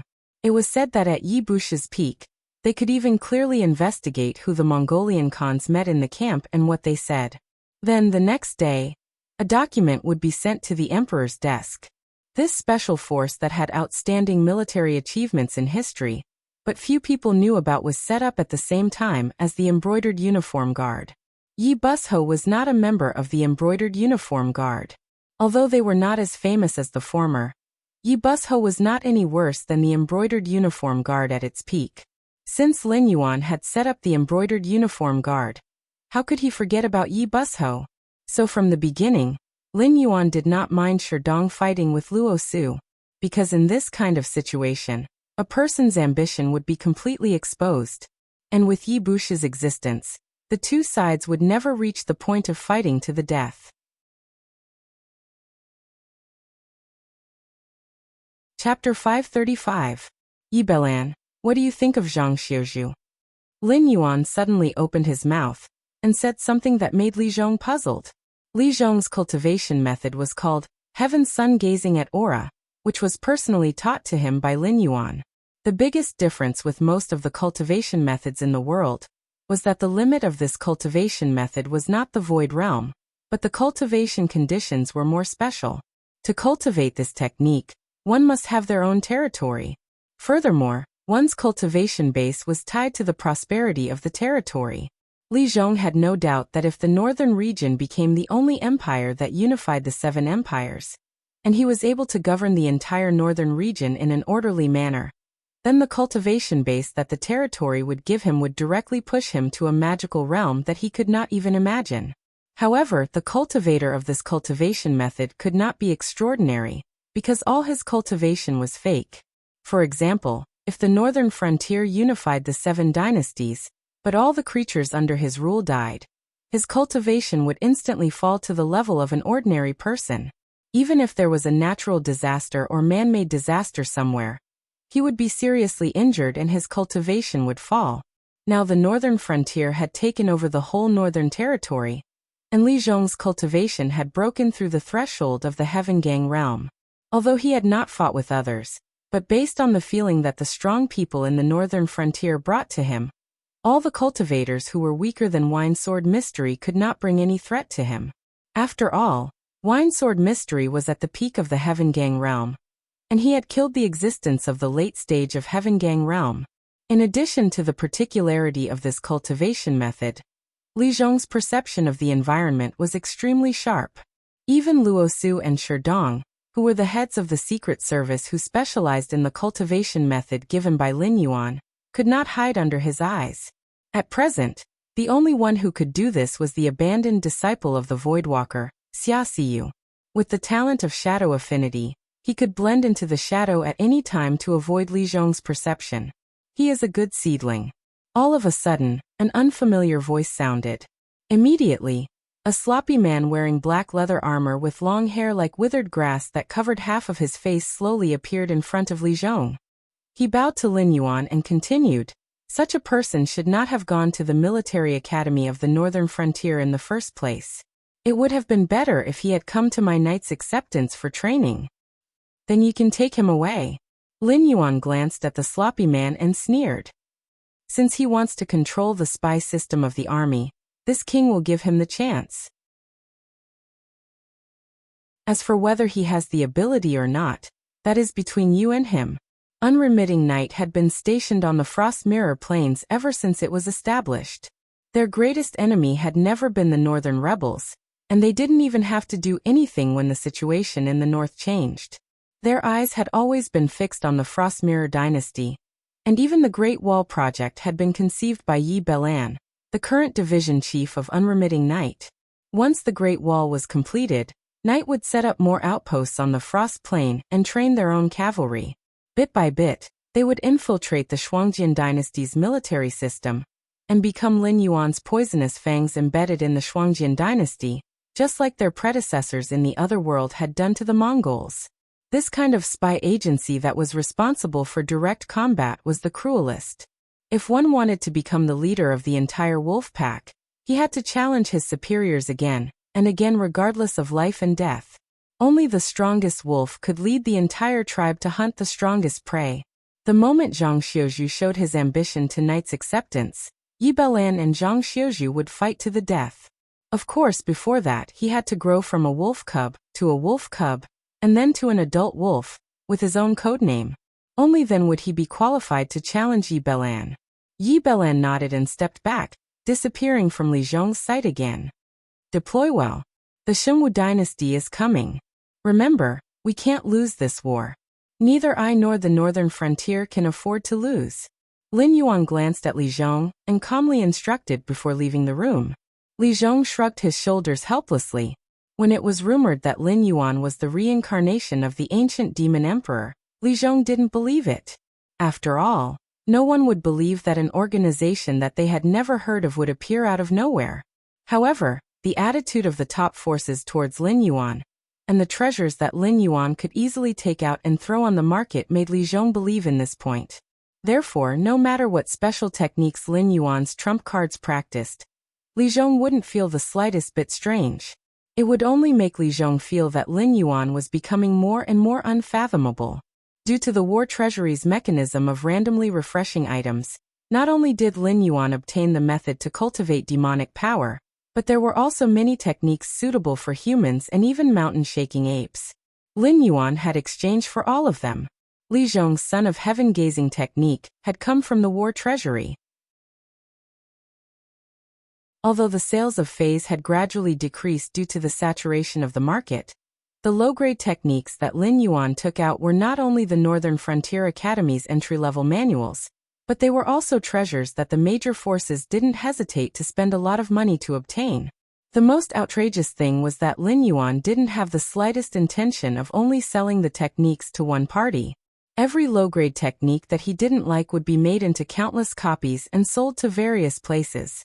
It didn't matter if someone had bought the technique before. In order to learn it or to maintain the exclusivity, the Northern Territory Chamber of Commerce would rush forward and buy all the techniques that they felt were useful. Before meeting Lin Yuan, Li Zhong had never thought that simply printing and selling books could actually become a more profitable business than selling fays. However, it was also because of the exchange of various cultivation methods that Lin Yuan squandered a lot of war points that he had accumulated. Therefore, he really wanted to win by hook or by crook in the face of this war, which was quite terrifying in terms of rewards and punishments, because he simply couldn't afford to lose. With 0 war points, if he wanted to pay that terrifying punishment, he would probably be sucked dry in an instant. After leaving Li Zhong's range of perception, Lin Yuan swung his dragon tail and crushed a lump of black mud. He controlled his demonic power to sweep away the black mud one by one. Then he lifted the letter full of code words and glanced at the contents. Suddenly, a trace of horror flashed past his eyes. 3 days ago, the Jade Lake Immortal Palace's palace master personally left for the Shuangjian dynasty. Her purpose was to meet the great Khan of the Shuangjian dynasty. A simple sentence, but it contained an incomparably terrifying amount of information. If dragons had sweat glands, Lin Yuan would probably be covered in cold sweat at this moment. Chapter 536. Who in the world wanted immortality the most? Without a doubt, it had to be the emperor. Enjoying the supreme power and the melting of the human world, no matter how heroic these emperors were when they were young, they were still afraid of death when they were old. They were afraid that death would take everything away from them. Even the first emperor who had conquered the world from the weak Qin dynasty to the strong Qin dynasty was no exception. He wantonly searched for necromancers, and even spent a lot of money to send Su Fu out to sea to find the elixir of immortality for him. Unfortunately, he could not escape the erosion of time, and the great Qin dynasty died for the second time. Compared to the illusory legends in the previous life, the elixir of immortality on the Tianwu continent had appeared. After a period of accumulation, it had gained some fame and attracted many cultivators who were nearing the end of their lifespan to the Jade Lake Palace in the south of the Shenwu dynasty to take the elixir of immortality. Although everyone knew that those who took the elixir of immortality did not voluntarily become the Jade Lake Palace's consecrators, few could resist the temptation of immortality and threw themselves into the arms of the Jade Lake Palace. Now, the Jade Lake Celestial Palace had accepted more than 100,000 tributes, and their cultivations were generally not low. Even the Shenwu dynasty at its peak would be afraid of such a force. However, Lei Qiuxing changed his previous domineering style and didn't do anything, as if the Jade Lake Celestial Palace didn't pose any threat to him. Some people guessed that the master behind the Jade Lake Palace was Lei Qiuxing.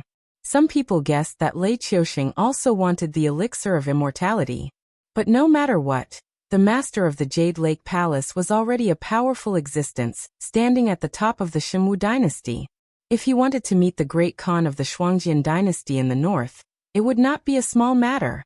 When the great Khan was young, he was a terrifying existence that suppressed the Wanjian dynasty in the south and the Windsource dynasty in the north. If Mirrorfrost was a combination of wolf and dog, then this great Khan was a lion from head to toe, and a very aggressive one at that. Under his leadership, even a puppy would quickly grow into a ferocious wolf. No matter how heavily wounded it would not hide with its tail between its legs to lick its wounds. Instead, it would continue to fight its opponent to the death until the victor was decided. After devouring its opponent's corpse, it would become even stronger and more terrifying, and then seek out its next opponent. When the great Khan was young, the so-called famous generals Yan Xingqi, Lei Qiuxing, and even the Marshal Saint Qi of the Windsource were all no match for him. Even when both sides joined forces, they were still defeated by the great Khan. Could it be? The shock in Lin Yuan's eyes intensified. He knew very well what the elixir of immortality was. It could indeed give people immortality, but that was when they were separated from their physical bodies. Even their original memories would be blurred. Before their cultivation reached a certain level, they would only listen to the orders of a higher-level sky demon. They could not even be considered as sky demons. After all, sky demons still had their own thoughts. These inferior races were no different from dogs in the eyes of a sky demon. However, not many people knew about this. What they valued most was immortality. After all, In the Tianwu continent that had lost the top inheritances, except for the top forces, most cultivators only pursued immortality. Cultivators like Incubus who pursued the Great Tao were too few. A shortcut had appeared in front of them. Who knew how many people with weak minds would want to try it? Although the Great Khan had once pursued the Great Tao, he was now old and could reach the end of his lifespan at any moment. If he was only a cultivator, he would definitely resist the so-called elixir of immortality. However, he still had the identity of the Great Khan. At the same time, he also knew that once he died, the entire bloodbath tribe would be nibbled away by others. His bloodline and clansmen would become slaves of others. Even if there was a 1 in 10,000 chance, the Great Khan would not be willing to die. If he did not want to die, he would have to accept the elixir of immortality and turn into a sky demon. Lei Qiusheng, who was already in cahoots with the Sky Demon, and Frost Mirror Khan, who obeyed the Sky Demon's every word. How could the northern frontier resist the joint attack of the two empires? Damn it! What are these top forces doing? Lin Yuan cursed angrily. Ding Zai had said before that they did not care about the dispute between the Xinwu dynasty and the northern frontier, but the Sky Demon's rebellion could only occur within the Xinwu dynasty. Once the northern frontier was destroyed, they would immediately intervene and wipe out the Sky Demon's troops and Lei Qiusheng. Furthermore, the Sky Demon, who had left the Xinwu dynasty's territory, would also be their target. But even if they did not care, this was such a big matter. Could it be that no one had come to give him a heads up? Did they trust his intelligence agency? Or were they held back by other matters? Ever since he knew what the system was hiding in his body, and what kind of enemies he had to face were, Lin Yuan did not dare to believe in the so-called luck anymore. He had to prepare for the worst. Even with the promise of the top forces, Lin Yuan did not dare to bet on whether the palace master of the Jade Lake Immortal Palace could reach the Shuangjian dynasty safely. Because the top forces only valued Lin Yuan's potential, they thought that Lin Yuan was qualified to stand side by side with them in the future, so they showed goodwill to Lin Yuan. However, this did not mean that Lin Yuan now had the ability to challenge the top forces. In a situation where the two sides were not equal in strength, promises were powerless and laughable. Even if they did not carry out the promise, they could just casually find an excuse to brush off Lin Yuan. Would Lin Yuan fall out with them? No, I can't just sit here and wait for death. A cold light flashed in his multicolored eyes. Lin Yuan gritted his teeth and soared into the sky, rushing toward the south. Ding! Congratulations to the host for triggering a mission. Life and death. The Sky Demon's minions have launched an attack. With the power of the northern frontier alone, you are like a small boat in the sea. So, will you choose to guard the northern frontier and wait for the crisis to come? Or will you take the initiative to attack and eliminate the crisis? Ding! Detected that the host has made a choice. The mission content has been changed. Please quickly find the palace master of the Jade Lake Immortal Palace and destroy her and her minions. Mission reward: 1 premium lucky draw ticket. Failure punishment: face the joint attack of the Xinwu and Shuangjian dynasties. Countdown to failure: 3 days and 14 hours. The long-awaited mission window once again appeared in Lin Yuan's mind. Lin Yuan, who had been hiding in the northern frontier for several months, had to give up on suppressing the hidden dangers in the northern frontier. He had to show his strength again and fight.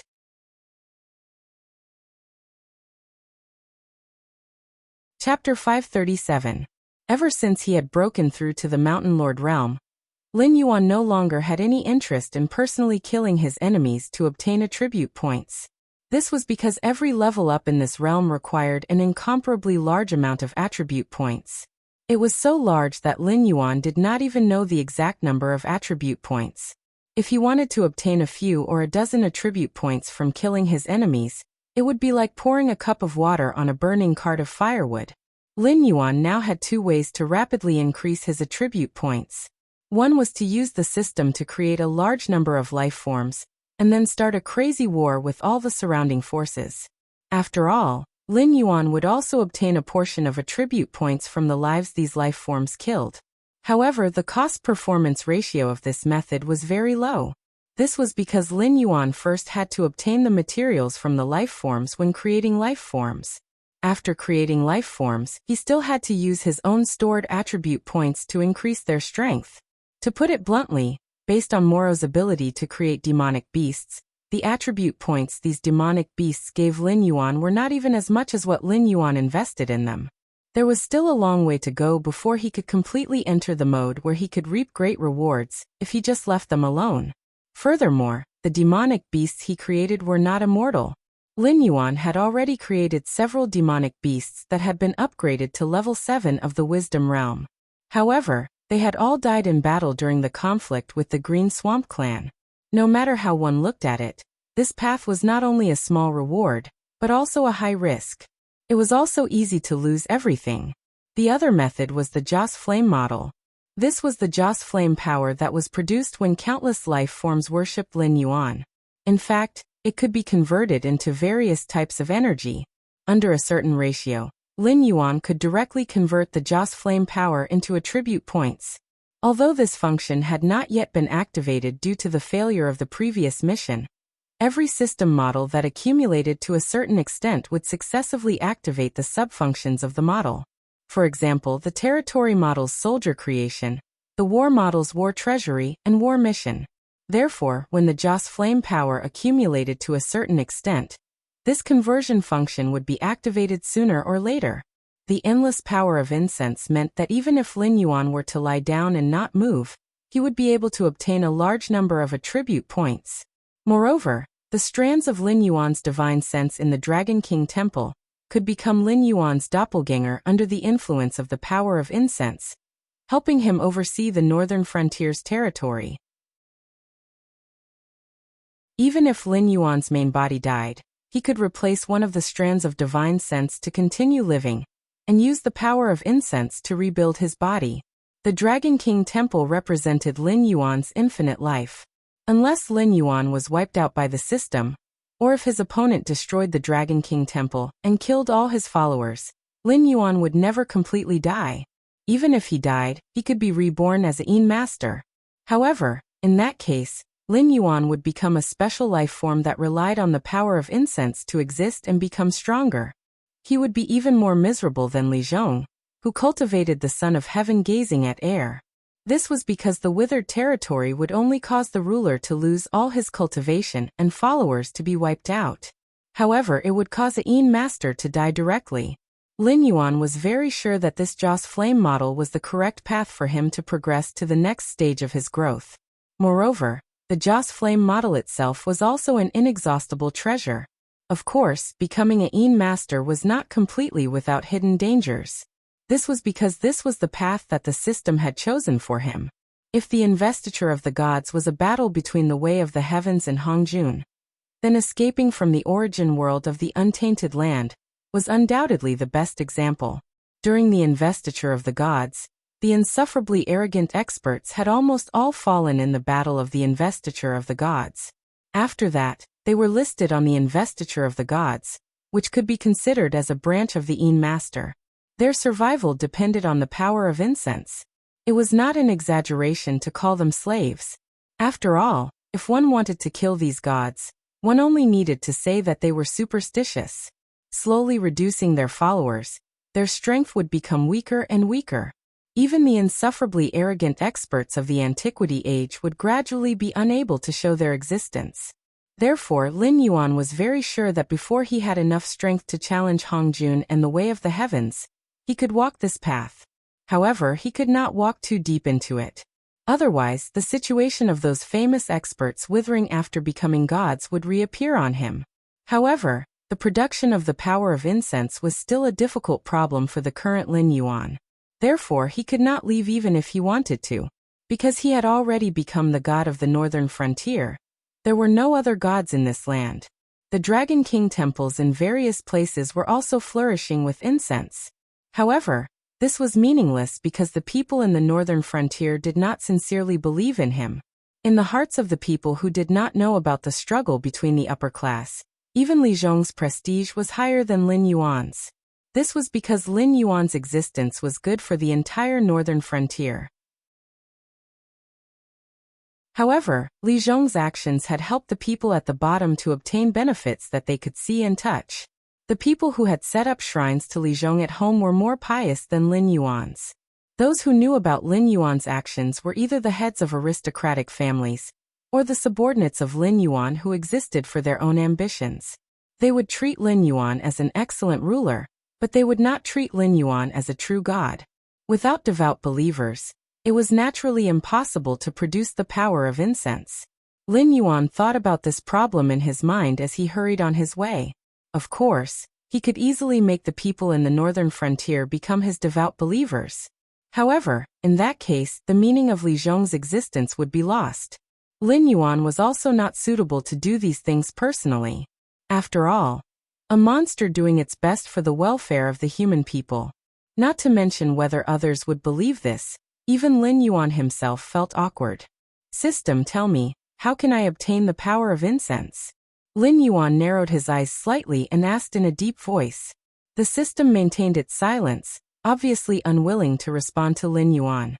After all, it had already planned out the path to obtain the power of incense for Lin Yuan. It had even offered the big pie of conversion templates. However, Lin Yuan did not do as it wished and even failed the mission. After entering the arcane realm and consuming the dragonization root, he even obtained the nether realm's black water, an innate talent that even the system had to be wary of. It would be strange if it still wanted to respond to Lin Yuan. When humans are faced with despair, they will seek comfort from the spiritual level. If you want the people in the northern frontier to worship you, then your actions are undoubtedly a failure. This is because they are safe, happy, and prosperous under your control. They believe that everything they want can be obtained through their own efforts. The existence of a god does not mean much to them. Under such circumstances, if you expect them to worship you as a god, then you might as well expect the power of incense to appear out of thin air. After a long while, the system finally complained somewhat helplessly.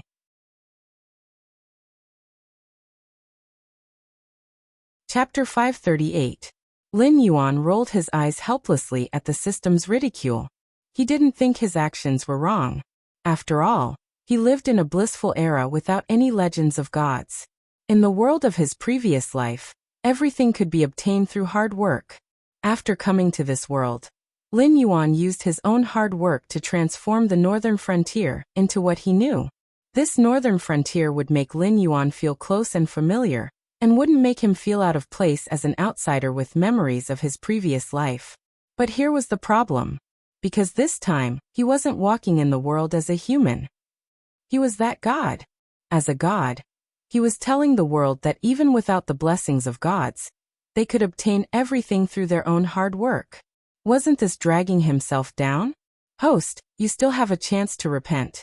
As long as you give up part of the benefits of the northern frontier, and let the northern frontier return to its previous path, you can use facts to tell the world that without your protection, everything they see is just a bubble that can collapse at any time.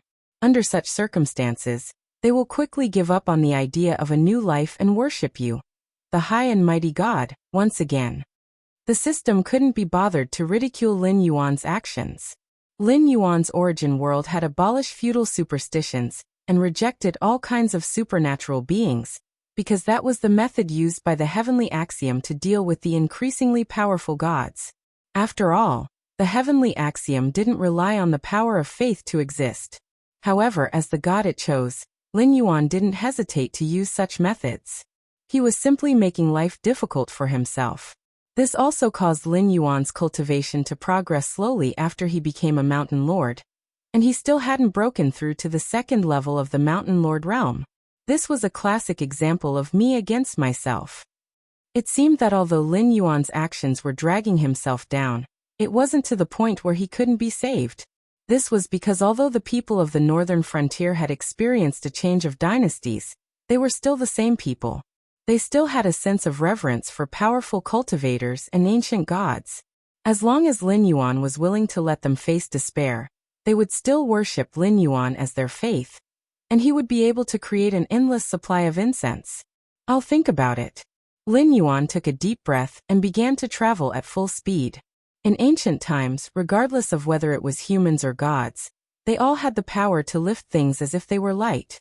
It was a power that was enough to make the heavenly Tao tremble in fear. For example, even King Zhou of Shang, the first fatuous ruler of all time, was a terrifying existence known as the King of Men. He was so terrifying that he did not feel any psychological burden when he did something like molesting Niwa. Niwa could not even do anything to him. She could only use all kinds of tricks to plot against King Zhou of Shang and make him lose his kingly aura. That was how Zhou replaced Shang. On the other hand, if what happened in the future of Untainted Land was as Lin Yuan had guessed, the position of King Zhou should be Lin Yuan's future goal. An existence that could be compared to Hongjun and the heavenly Tao. That's right, they're on the same level. He did not care about Niwa, who was in Hongjuan's camp. At the same time, the entire Great Zhou faction was his enemy. This was because King Zhou was known as the King of Men, while the Emperor of Zhou was known as the Son of Heaven. This title already explained too many problems. The ruler of the Shang dynasty was the King of Men, who represented the human race. He was an existence that could wrestle with the heavenly Tao and Hongjuan's camps. Even in the secular world, the Shang dynasty had absolute power. Even the sages could not do anything to him. Although King Zhou was the loser, he was not defeated by any side. It was the other two camps that joined forces to deal with him. This also showed that Hongjun and the heavenly Tao were afraid of this King of Men. Of course, in the process of the two camps dealing with the King of Men, the one who had the last laugh was still the origin of the heavenly Tao. This was because the victor's king called himself the Son of Heaven, which implied that he was the eldest son or son of heaven. However, the heavenly Tao obtained the ruling power of the secular world, while Hongjuan's side came up with the list of deification, officially putting the special existence of God on the stage. They told the world that everything was bestowed by God. Even if the Son of Heaven was unvirtuous, it would make the gods angry and cause all kinds of natural and man-made disasters. They tried to place God above man, and then started the second battle between the two sides. In order to erase the influence of the gods on the secular world, the heavenly Tao of the source world could be said to have painstakingly gone through the changes of countless dynasties. Finally, the so-called Son of Heaven's right was banned, and the high and mighty emperor was beaten into a mortal. All kinds of beliefs and sacrifices were cancelled. It was not easy to make God become a legend and gradually fade away. However, in this battle, the winner might not necessarily be the heavenly Tao. This was because although it banned the concept of God, man, who had been unable to recover from the setback after King Zhou, rose again. He used the power of science and technology to fight against the heavenly Tao. Even the title of Son of Heaven was abolished. After a short conversation, Lin Yuan quickly straightened out his thoughts.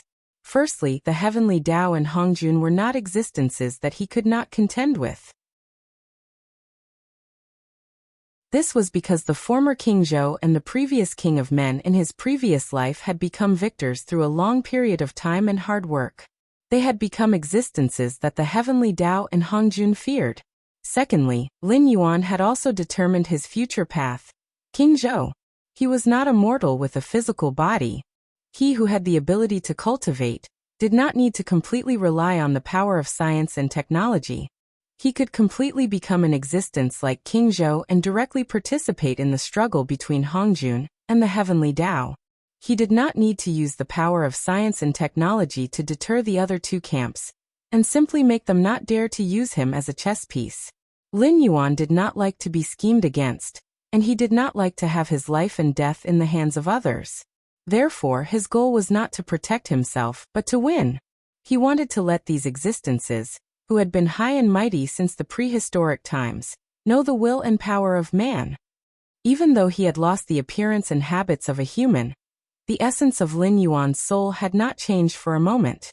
Even when he came to this world, the thoughts that constantly spurred him to become stronger and return to his original world to take revenge had not faded for a moment.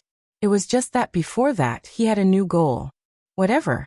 However, I have to remind the host that no matter how powerful a life form is, there is a limit to its lifespan. Although you are very young, it is still very difficult for you to enter the next realm without relying on the power of incense. And even if you can do it, how will you cross the next realm? You are the host chosen by this system. In the future, you will also evolve into a life form that will make all the world submit to you. Although this system will not force you to do anything, it will re-examine your potential at any time. If you lose the space to improve, this system will unbind you at any time and choose a new host.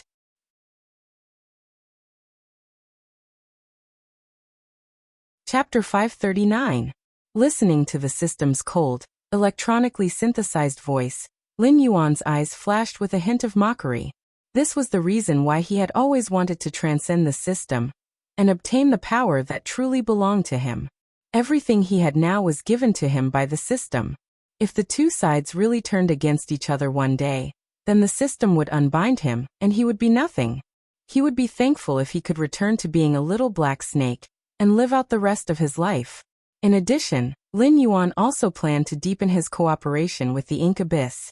From the words of the Ink Abyss, although they were similar to the rebel army in Hongjuan's eyes, they did not have a close relationship with the heavenly Tao. Moreover, from a historical perspective, the strength of this rebel army could be said to be quite terrifying. After the fall of the Zhou dynasty, the Great Qin Empire swept through the 6 states and became the first emperor, but he was not called the Son of Heaven. Later, there were legends that said that Ing Zheng was the ancestor dragon. Therefore, the rebel army of the Ink Abyss had also won in this multi-sided competition. Although the Great Qin Empire had fallen for 2 generations, the amount of information was too much for Lin Yuan at this moment. This meant that the rebel army of the Ink Abyss once had the power to fight against the heavenly Tao and Hongjun. Although they failed in the end, the fighting experience passed down by the victors was still worth learning.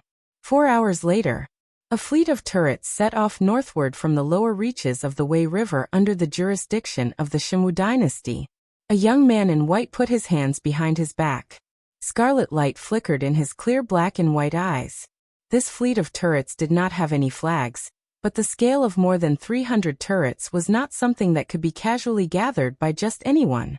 With the scale of the turrets of the Shimwu dynasty, each turrets could carry 3,000 soldiers. If this fleet was full, this team could instantly bring out a lineup of nearly 900,000 soldiers to fight a battle. Even the 5,000 soldiers of the Fallen Star Army, who were patrolling the area at the moment, would not have been able to do anything to them. What was even more terrifying was that the ones patrolling the perimeter of the ship were also dressed in white, with swords hanging from their waists. Even the weakest among them was at level 6 of the airborne realm. If that was all there was to it, the cultivators trained by the northern region would have been on par with them. However, the oldest among the group of people dressed in white looked to be in his late 20s, and there was no lack of teenagers in their teens. Even those top-notch sects and clans might not have been able to gather such a team of such a level of cultivation and scale. The merchant ships coming and going on the Wei River were all shocked for a while when they saw this huge fleet of turrets pass by their own fleet. "We won't run into any trouble, will we, first generation?" Behind the young man in white was a girl in white with eyebrows and eyes.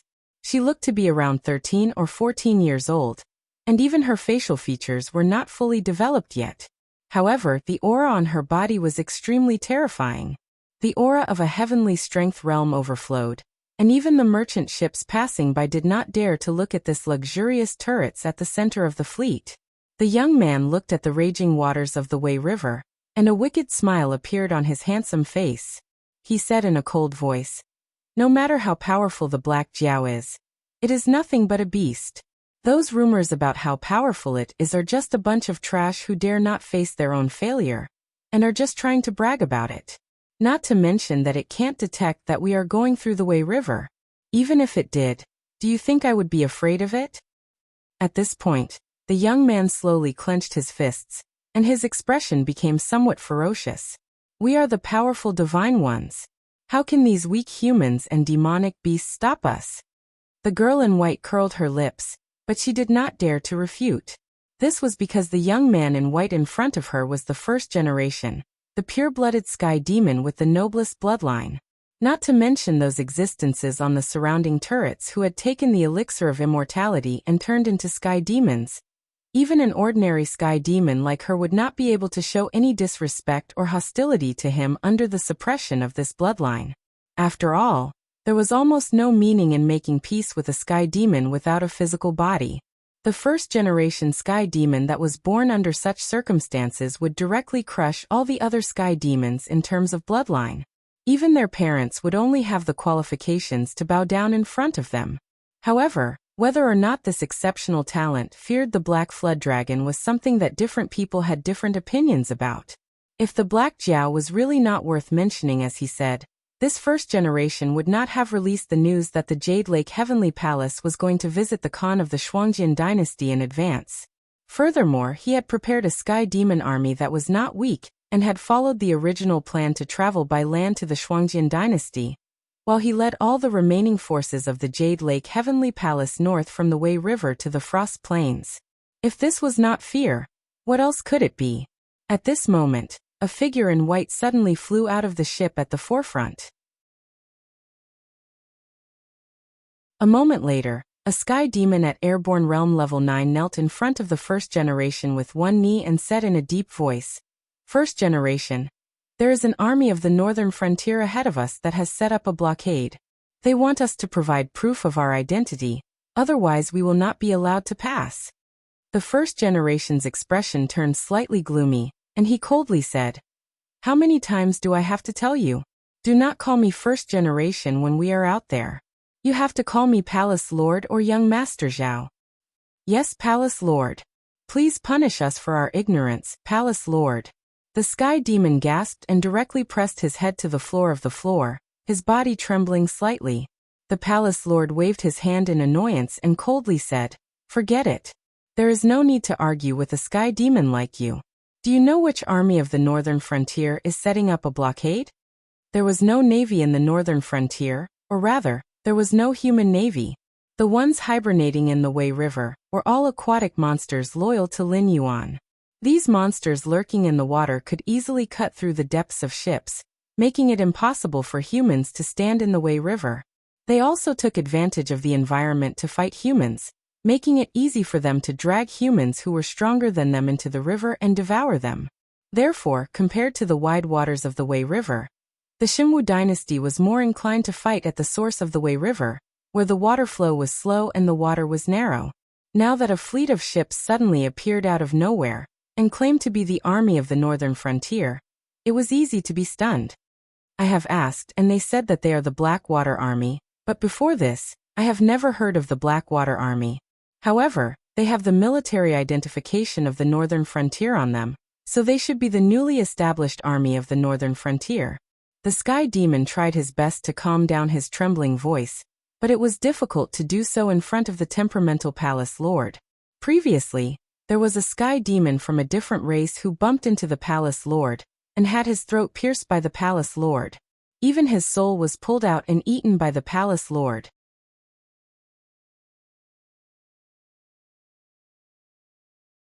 Chapter 540. Blackwater Army? I've never heard of them before.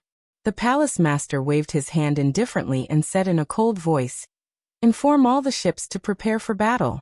We're going to rush over." As a noble divine race, the palace master had never put the weak human beings in his eyes. After all, human beings were nothing more than flesh and blood for them, and could be replaced at any time. If the Southern Expedition or the Fallen Star Army were to stop them, he would be patient enough to take out the identity documents prepared by Lei Qiuxing and give them to the other party, so as to avoid unnecessary trouble. But how dare a mere army that he had never heard of stop his fleet? Sky Demon lowered his head and responded. His figure once again rushed out, not daring to stay here for a moment longer. On the other side, seeing the change in the formation of the ships, Qingyu narrowed his eyes slightly and said in a cold voice, "Shameless things. Such a large fleet is not allowed to enter the Wei River. I just let them prove their identity and haven't driven them back yet. Since you want to rush over?" As an outstanding figure in the star class of the northern frontier, although Qingyu was a general in the archer ranks, water battles were also the battlefield of archers, so he had also participated in the relevant training. Naturally, he could easily see that the formation of the other side's ships had changed into a battle formation. In fact, the Blackwater Army didn't care about the Wei River Basin at all. This was the territory of the aquatic demon beasts. It was just that the other side was unlucky and happened to encounter the Blackwater army that had retreated to the northern frontier. Therefore, they blocked the river and set up defenses to let the other side prove their identity. Beat the drum and summon the demon beasts of the Wei River. Messenger, release the signal flare and summon the surrounding troops. Zhao Guangchong stretched his shoulders, picked up his sky piercer, and walked towards the warships waiting beside the big ship. Soon, more than 30 battleships set off and quickly approached the tower ship that was changing its formation. Zhao Guangchong carried the sky piercer on his shoulder, coldly looked at the huge ship that was blocking his way, and said coldly, "Everyone on the ship, listen to me. Wei River is now under the jurisdiction of the northern frontier. You have not proven your identity, and you have violated the rule that no ships with more than 10,000 people are allowed to enter Wei River. Now, I will give you two choices. One is to turn back to the port you sailed from, and the other is..." Whoosh, whoosh, whoosh. Without waiting for Zhao Guangchong to finish his words, the men in white on the ship took out their bows and launched an attack. "You're courting death."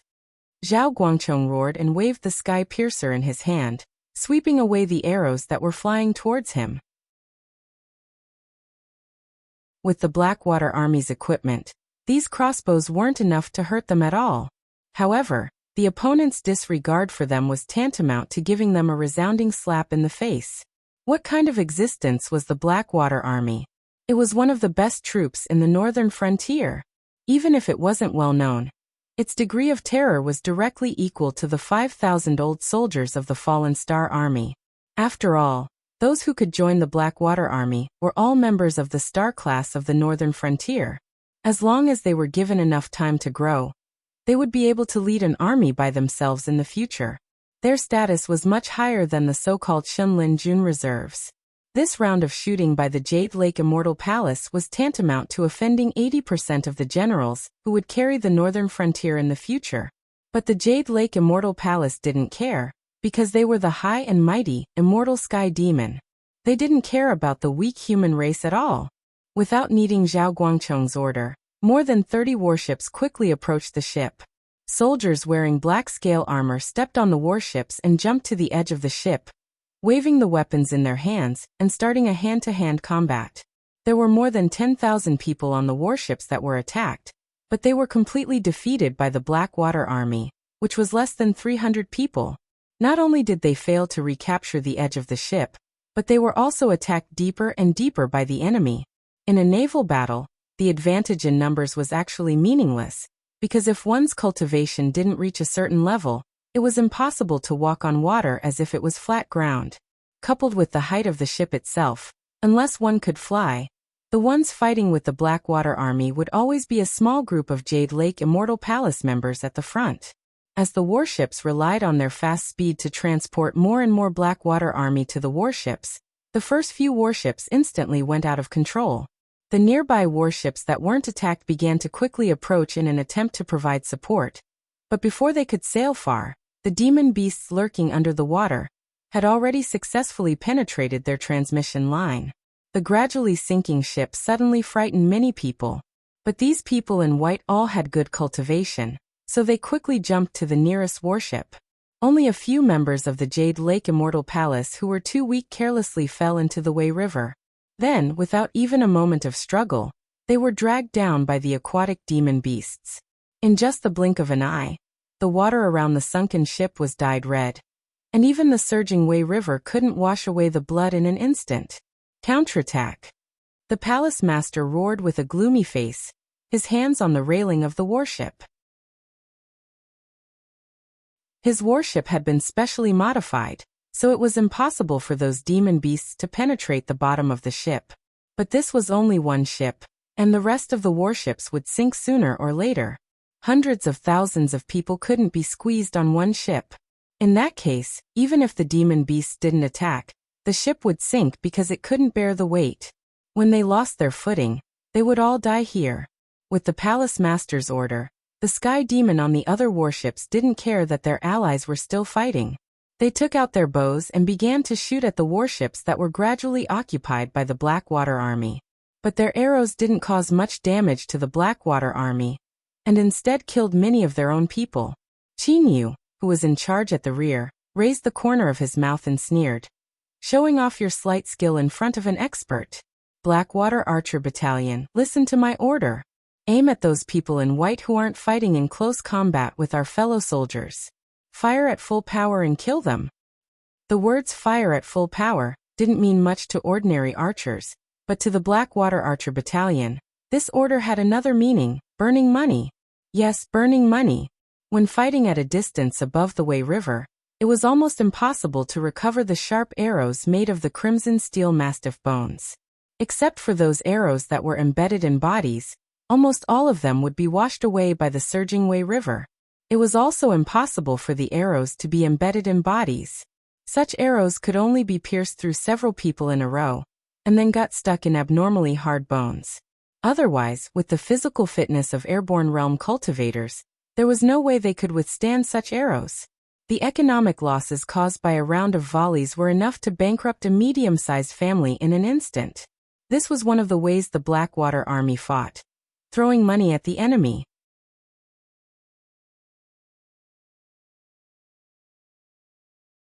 Chapter 541. The wooden planks of the ships, the bodies of the members of the Jade Lake Divine Palace. Under the barrage of the Blackwater archers, they were as fragile as thin pieces of paper. In just 2 breaths of time, more than a dozen ships at the front of the team were shot full of holes, and the people in white on the ships were directly wiped out. Be it in terms of destructive power or efficiency, they were much more terrifying than the melee Blackwater army that had been slaughtering at the beginning. Crack. The uncontrollable power caused the palace lord to crush the fence in front of her, and the scarlet color in her eyes became even more intense. All of the sky demon carriers she brought out were late airborne realm, and even heavenly dipper realm. Although they were all cultivators, such power was enough to make any regular army tremble in fear, unless they were fighting existences at the level of Shenlin Jun and Shueliao Knight. However, the Blackwater army she heard before was suspected to be a new name set up in the northern frontier. A small army that was not well known. Could this be called a ragtag army that was not well known? First generation, do you want us to go up there? The girl in white frowned, and her face was also somewhat gloomy. As an ordinary sky demon, she was one of the earliest beings to come to this world, and her physical strength had been nourished to the heavenly dipper realm. There were more than 10,000 people at her level in this team. The combat strength of 10,000 Heavenly Dipper Realm Sky Demon was not something that those inferior Airborne Realm Sky Demons could compare with. The Palace Master shook his head gently and said hatefully, "Order the rear army to retreat. It's just a miscellaneous army. It's not worthy of our noble Tian clan to fight in person. Let's wait until they have the name of the Falling Star Army." Yes. The girl in white cupped her hands and responded in a deep voice, although she did not think so in her heart, because in her view, this noble first generation had been frightened by the Black Jiao's reputation of winning every battle, and had lost the will to fight in a situation where the situation was unfavorable. Not worthy of the noble heavenly ones to fight, it was nothing more than an excuse. In the end, she was afraid and felt that she could not win this battle. "Commander Qin, something is not right." A Blackwater archer trotted to Qin Yu's side and frowned. "The ships that have not come into contact with us have begun to retreat, but those people in white who were abandoned are not affected at all. Instead, they are attacking Commander Zhao's team even more frantically, as if they don't seem to be afraid of death, right?" The corners of Qin Yu's mouth curled up slightly as she interrupted the Blackwater archer.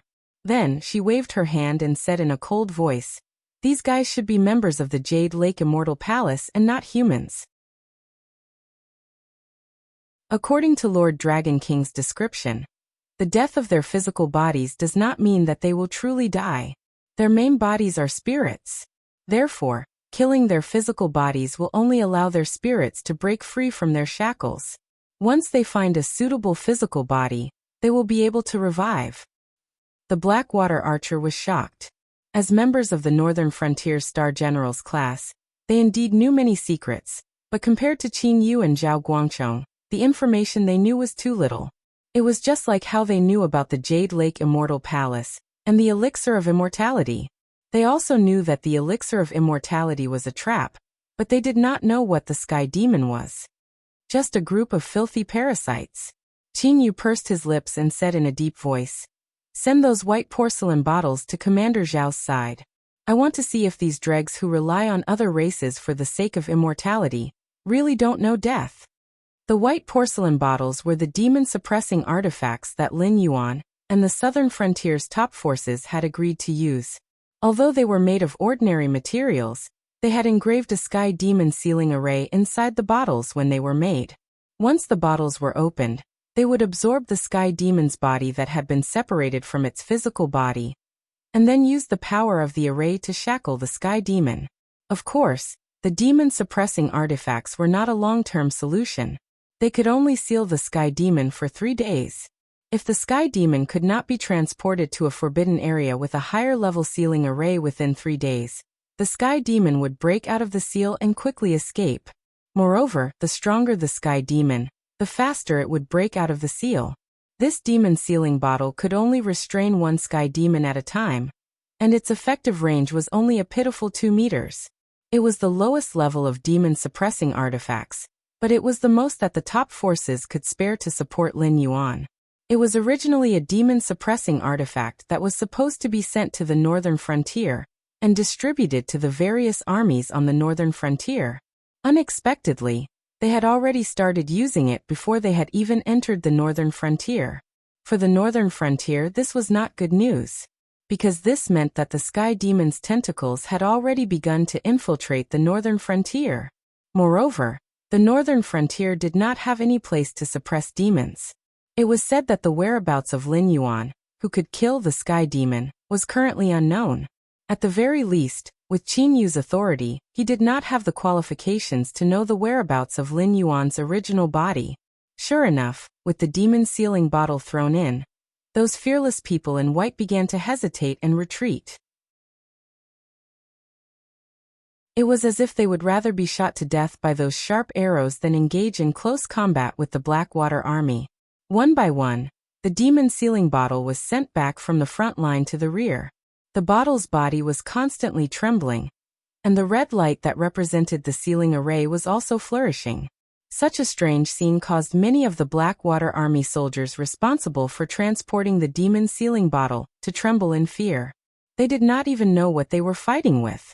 Because there were no demons and monsters in the Tianwu continent, even if they were transformed into Yin spirits, they still had a physical body. The appearance of these invisible things challenged the understanding of all the Blackwater army soldiers. On the side of the Blackwater army, on the side of the Jade Lake Immortal Palace, each and every one of them looked as if they had died, especially as the first-generation palace master. She almost broke her silver teeth from gritting them. The northern frontier was a new force, and they had not fought with the creatures on the other side of the Tianwu continent. At this moment, they had guessed their identity, and even took out the demon sealing bottle, which was an extremely terrifying weapon against the sky demon. All these signs pointed to one thing, that Trash Lei Qiuxing did not hide their whereabouts at all. Those top forces of the Tianwu continent had long known of their existence. Compared to the mysterious Black Jiao, the palace master was obviously more afraid of those top forces. Therefore, even if she was afraid, she still gritted her teeth and ordered. The appearance of the demon-suppressing weapon means that our existence is no longer a secret. If we do not quickly break the deadlock, we will be wiped out sooner or later. It is time for you to be loyal to the divine race.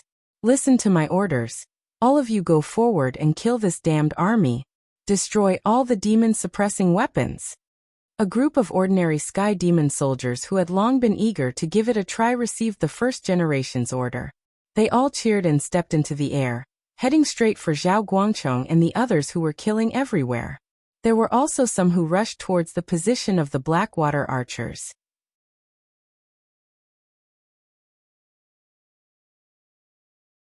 Chapter 542.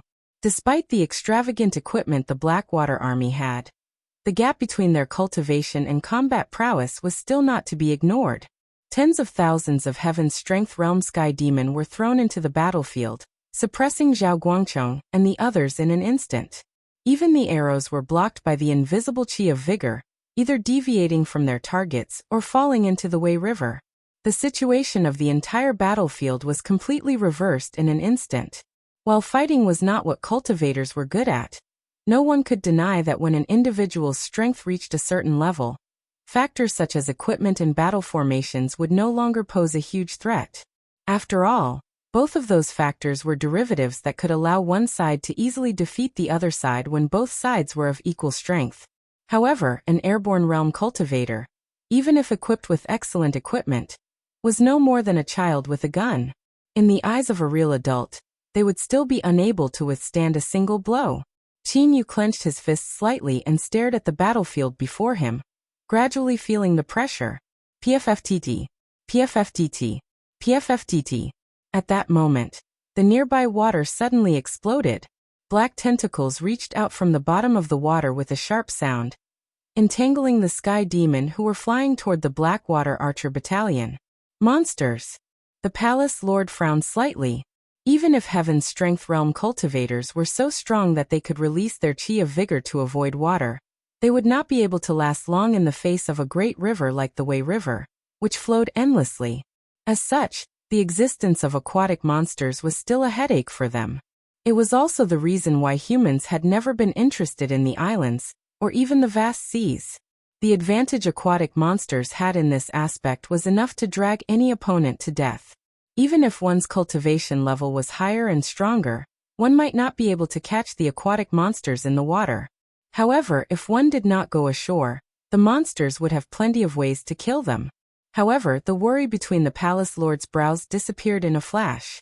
Aquatic demonic beasts were indeed not easy to deal with, but to the sky demon, his physical body was just something that could be abandoned at any time. Even if the Heaven Realm sky demon could not break free from the black tentacles, his life would not be in danger. At most, he would just go back and change his physical body and recuperate for a while. However, the black tentacles were obviously not that simple. After wrapping around the sky demon, they actually bit into his flesh bit by bit. But from the outside, there was no trace of them. At most, there was a circle of faint black marks where the tentacles had been wrapped, as if the black tentacles had directly melted away. However, it wasn't as simple as just disappearing. The palace master watched as the sky demon that had been entangled by the sky demon clutched their heads in pain, and quickly fell toward the Wei River. Poison! The palace lord cried out in alarm. A look of fear flashed across his eyes, which were flickering with scarlet light. To the sky demon, his physical body was indeed something that could be abandoned at any time. However, he had always kept a respectful distance from those mysterious poisons. After all, according to scientific theory, the sky demon was a kind of spiritual body. Among the poisons, there were many that could cause damage to the mind and even erase the consciousness of the poisoned person, directly turning him into a walking corpse. However, although the sky demon was afraid of poisons, it was extremely difficult to eliminate the sky demon through them. Either the poison was too strong and would immediately take effect the moment it entered the body, or it would have a very long incubation period, and would only explode when the sky demon let down his guard. Otherwise, the sky demon could abandon his physical body at any time, and throw away the poisoned body like trash. However, the palace master had never seen such a situation before. Because those heavenly demons looked like they were in great pain, it was obvious that this poison could harm them, but it was not the kind of strong poison that could kill them instantly. But until now, none of the heavenly demons had given up their physical bodies and used their spiritual bodies to get rid of the poison. Dozens of Heaven Dipper Realm white-clothed people fell into the Wei River, only causing a large splash. Then there was no sound. Not even a single sky demon's spiritual body came out. Somehow, the palace master felt a trace of uneasiness. As time passed, this uneasiness grew stronger. Jade Lake Palace Master, we are honored by your presence. Why didn't you greet this king? Lin Yuan's huge body slowly broke through the surface of the Wei River. His sharp heterochromatic eyes penetrated the cover of dozens of ships and landed directly on the palace master's face. The murderous intent in his eyes was so cold that the palace master couldn't help but shiver from thousands of meters away. However, the palace master didn't lose to Lin Yuan. The palace master returned the cold gaze to Lin Yuan and said coldly, "Do I need the Northern Frontier's approval to go wherever I go? What's the difference between greeting and not greeting? Does the Dragon King intend to start an all-out war with my Jade Lake Palace? Ha! Lin Yuan laughed strangely and said in a mocking tone. Jade Lake Palace? What a big tone! Could it be that in Hongjuan's eyes, lackeys like you who have abandoned your physical body and ego are considered immortals? As his voice fell, Lin Yuan's eyes revealed a trace of astonishment, because he had indeed said the two words Hongjun.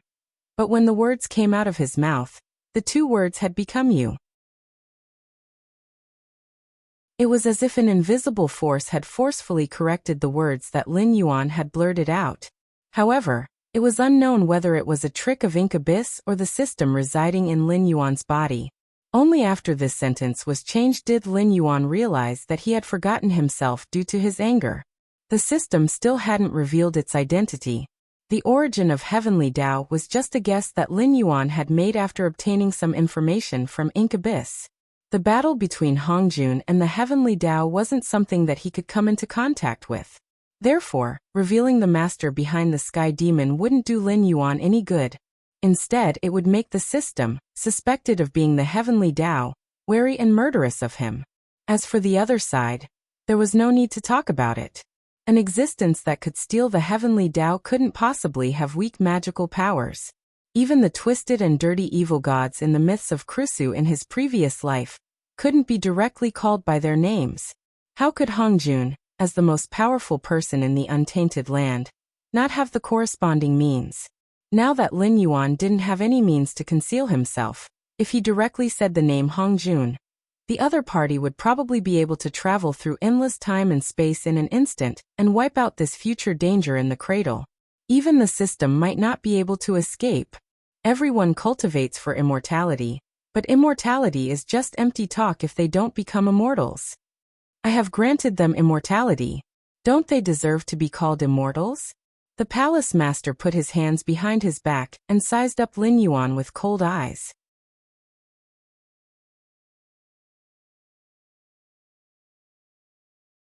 Chapter 543. You think you're worthy? Lin Yuan narrowed his eyes and sneered. Who do you think you are? You don't even have the slightest idea, so I'll help you. As soon as he said this, the surface of the Wei River began to churn, and a black body of water that the water could not bring away appeared. Immediately after, distorted and ugly humanoid creatures struggled to crawl out of the black water.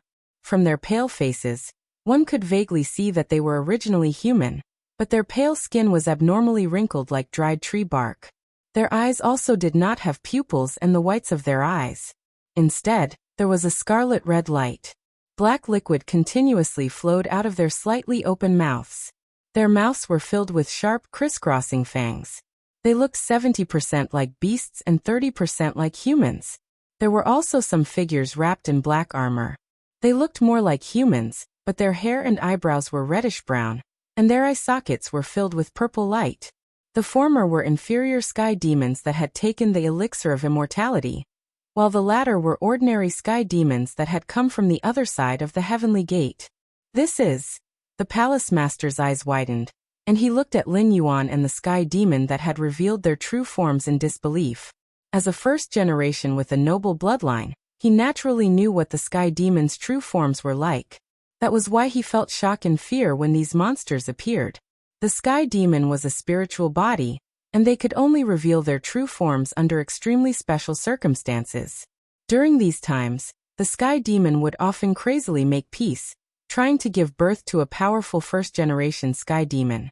However, on the Tianwu continent, this was the first time the sky demon had appeared in their true forms. Moreover, the palace master did not see any desire in the eyes of the sky demon. However, they could not be described as clear-headed, because their eyes were filled with madness, or perhaps it could be said that they wanted to destroy everything. Do you want to kill? Go. Drag your fellow clansmen down, and let them go where they belong. Lin Yuan looked at the ferocious monsters standing on the water surface, and a rare trace of gentleness appeared in his eyes. This was the first time he had used the Nether Realm Blackwater, but he could clearly feel that the sky demon that had been pulled into the Nether Realm Blackwater was like an extension of his body. As long as he had a thought, these ugly and ferocious monsters would do whatever he wanted. However, Lin Yuan did not receive any attribute points. He did not know if this talent conflicted with the system, or if these sky demon were only controlled by the nether realm's black water, and not dead. However, it didn't matter. Lin Yuan sized up the palace master with a mocking gaze. In just a few breaths of time, the palace master's face regained its composure. She said coldly, "Dragon King, I don't understand what you mean. Do you think you can slander the immortals of the Jade Lake Immortal Palace by releasing a few monsters?" With that, the palace master waved his sleeves, and his tone became even colder. "Who will go get rid of these monsters for me?" As soon as he finished speaking, more than 10 Heaven Star Realm Sky Demons shot out. Although they did not know what method Lin Yuan had used, under the orders of the first king, there was no possibility of them refusing. In just one exchange, apart from the Heaven Star Realm Sky Demon that could barely hold on, the inferior Sky Demon were almost instantly killed. However, a moment later, the pool of black water beside Lin Yuan wriggled again. Soon, the slaughtered inferior Sky Demon actually appeared in front of everyone again. This was the tyranny of the Nether Realm's black water. Once they entered the Nether Realm's black water, only Lin Yuan could control their life and death. Unless Lin Yuan wanted their souls to scatter, they would still be reborn in the Nether Realm's black water, even if they were killed countless times, and then reincarnated again. Therefore, Lin Yuan could give any orders to the things controlled by the Nether Realm's black water. These existences had no other desires but to be completely freed. And the only one who could give them that freedom was the master of the Nether Realm's black water, Lin Yuan. Slaughter, rebirth, slaughter again, and rebirth again. The experts of the Jade Lake Immortal Palace tore apart these sky demon bodies again and again. However, a moment later, these controlled sky demon bodies would be reborn in the Nether Realm's black water. Perhaps it was because they had died too many times, but these heavenly demons started to show signs of insanity or numbness. They were no longer like when they had just been reborn. They would subconsciously avoid the enemy's attacks and show expressions of fear. In their eyes, there was nothing in the world that was worthy of their fear except for Lin Yuan.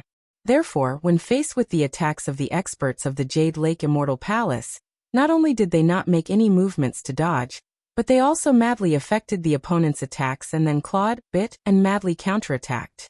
During this time, there were 2 experts of the Jade Lake Immortal Palace who had the idea of capturing the ringleader to capture the bandits. They directly bypassed the controlled sky demon bodies to attack Lin Yuan. However, Lin Yuan did not even make a move. They were pulled by the sky demon that had been resurrected from the Nether Realm's black water, and forcefully dragged into the bottomless black water. Then there were 2 more sky demon bodies that had been resurrected. Such a strange situation kept happening. Even the palace master's face gradually lost its composure. He glanced gloomily at Lin Yuan. He did not care about saying any harsh words. He just waved his sleeve, and the ship showed signs of retreating. No one was willing to fight a battle that they did not have any hope of winning.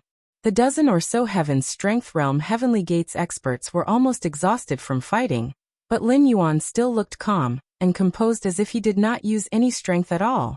In reality, this was indeed the case.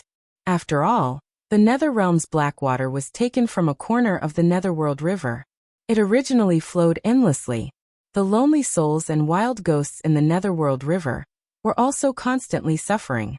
Lin Yuan did not need to use demonic power to activate it. He only needed to activate his innate skill, and then watch the show. Of course, there was no invincible innate skill in the world. After this period of observation, Lin Yuan had already discovered that the Nether Realm's black water controlled things.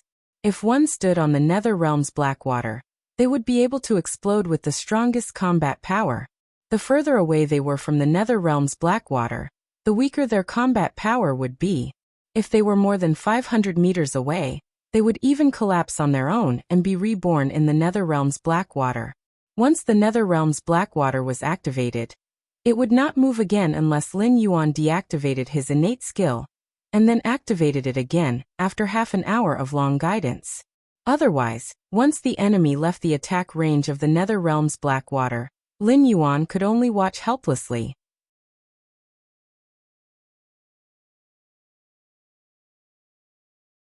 Chapter 544.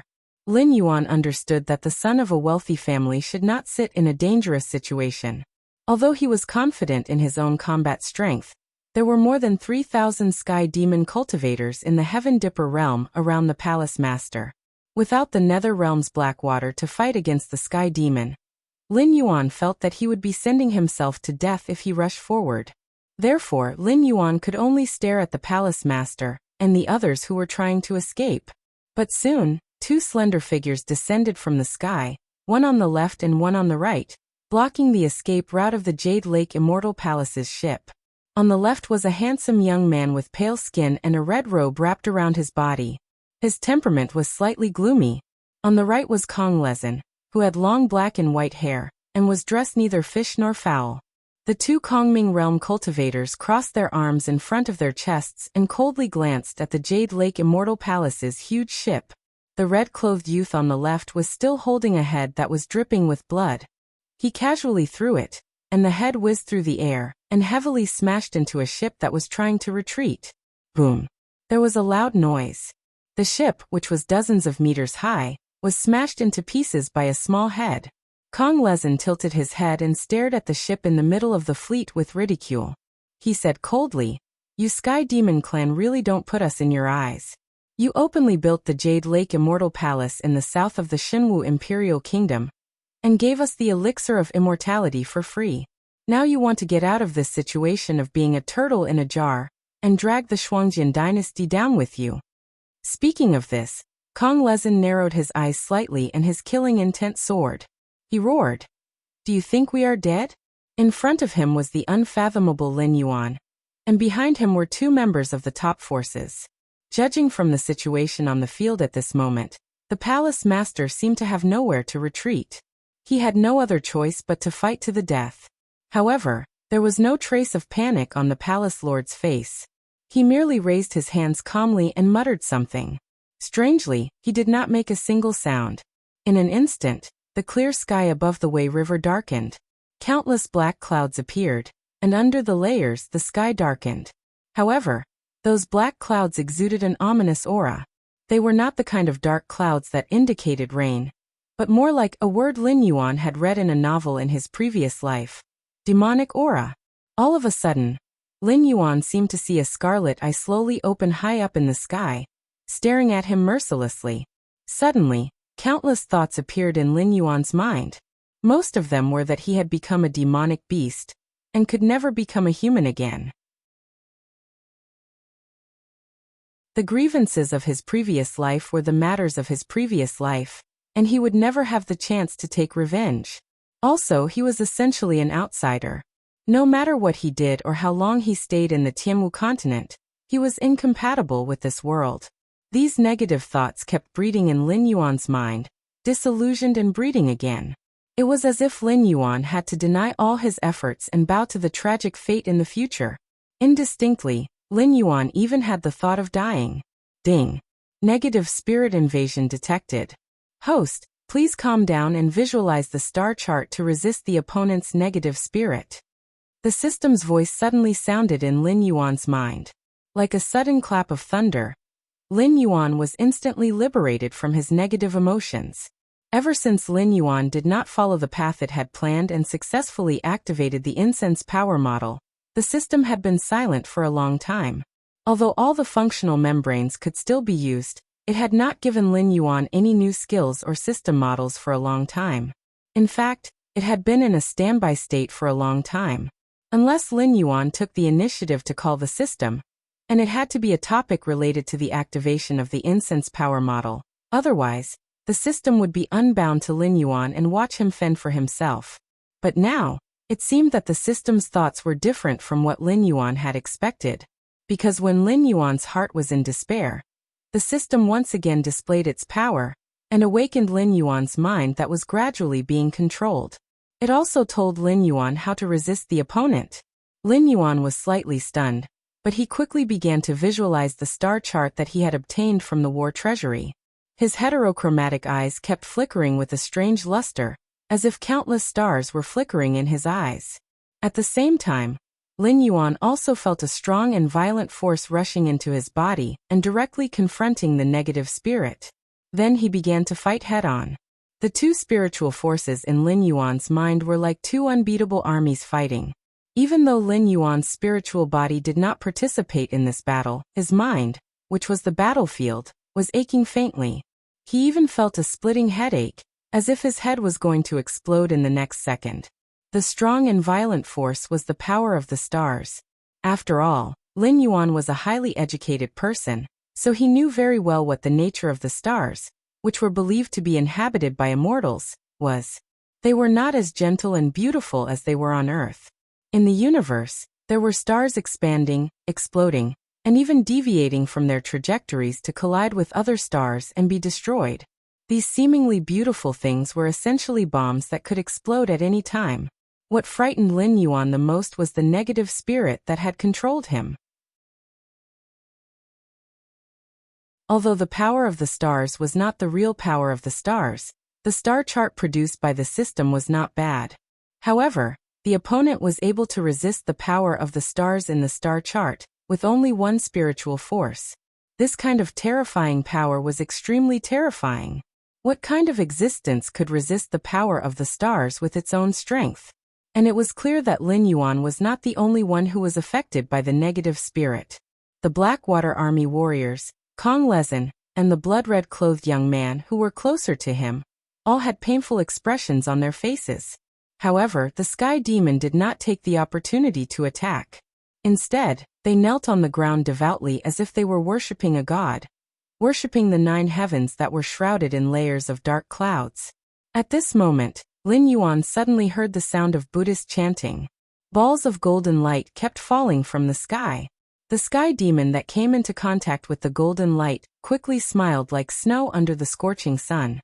The Blackwater Army warriors that were shrouded in the golden light quickly regained their composure. Their bodies swayed, then they fell into a deep sleep. Lin Yuan, on the other hand, could clearly feel that the third spiritual force had begun to pour into his sea of consciousness.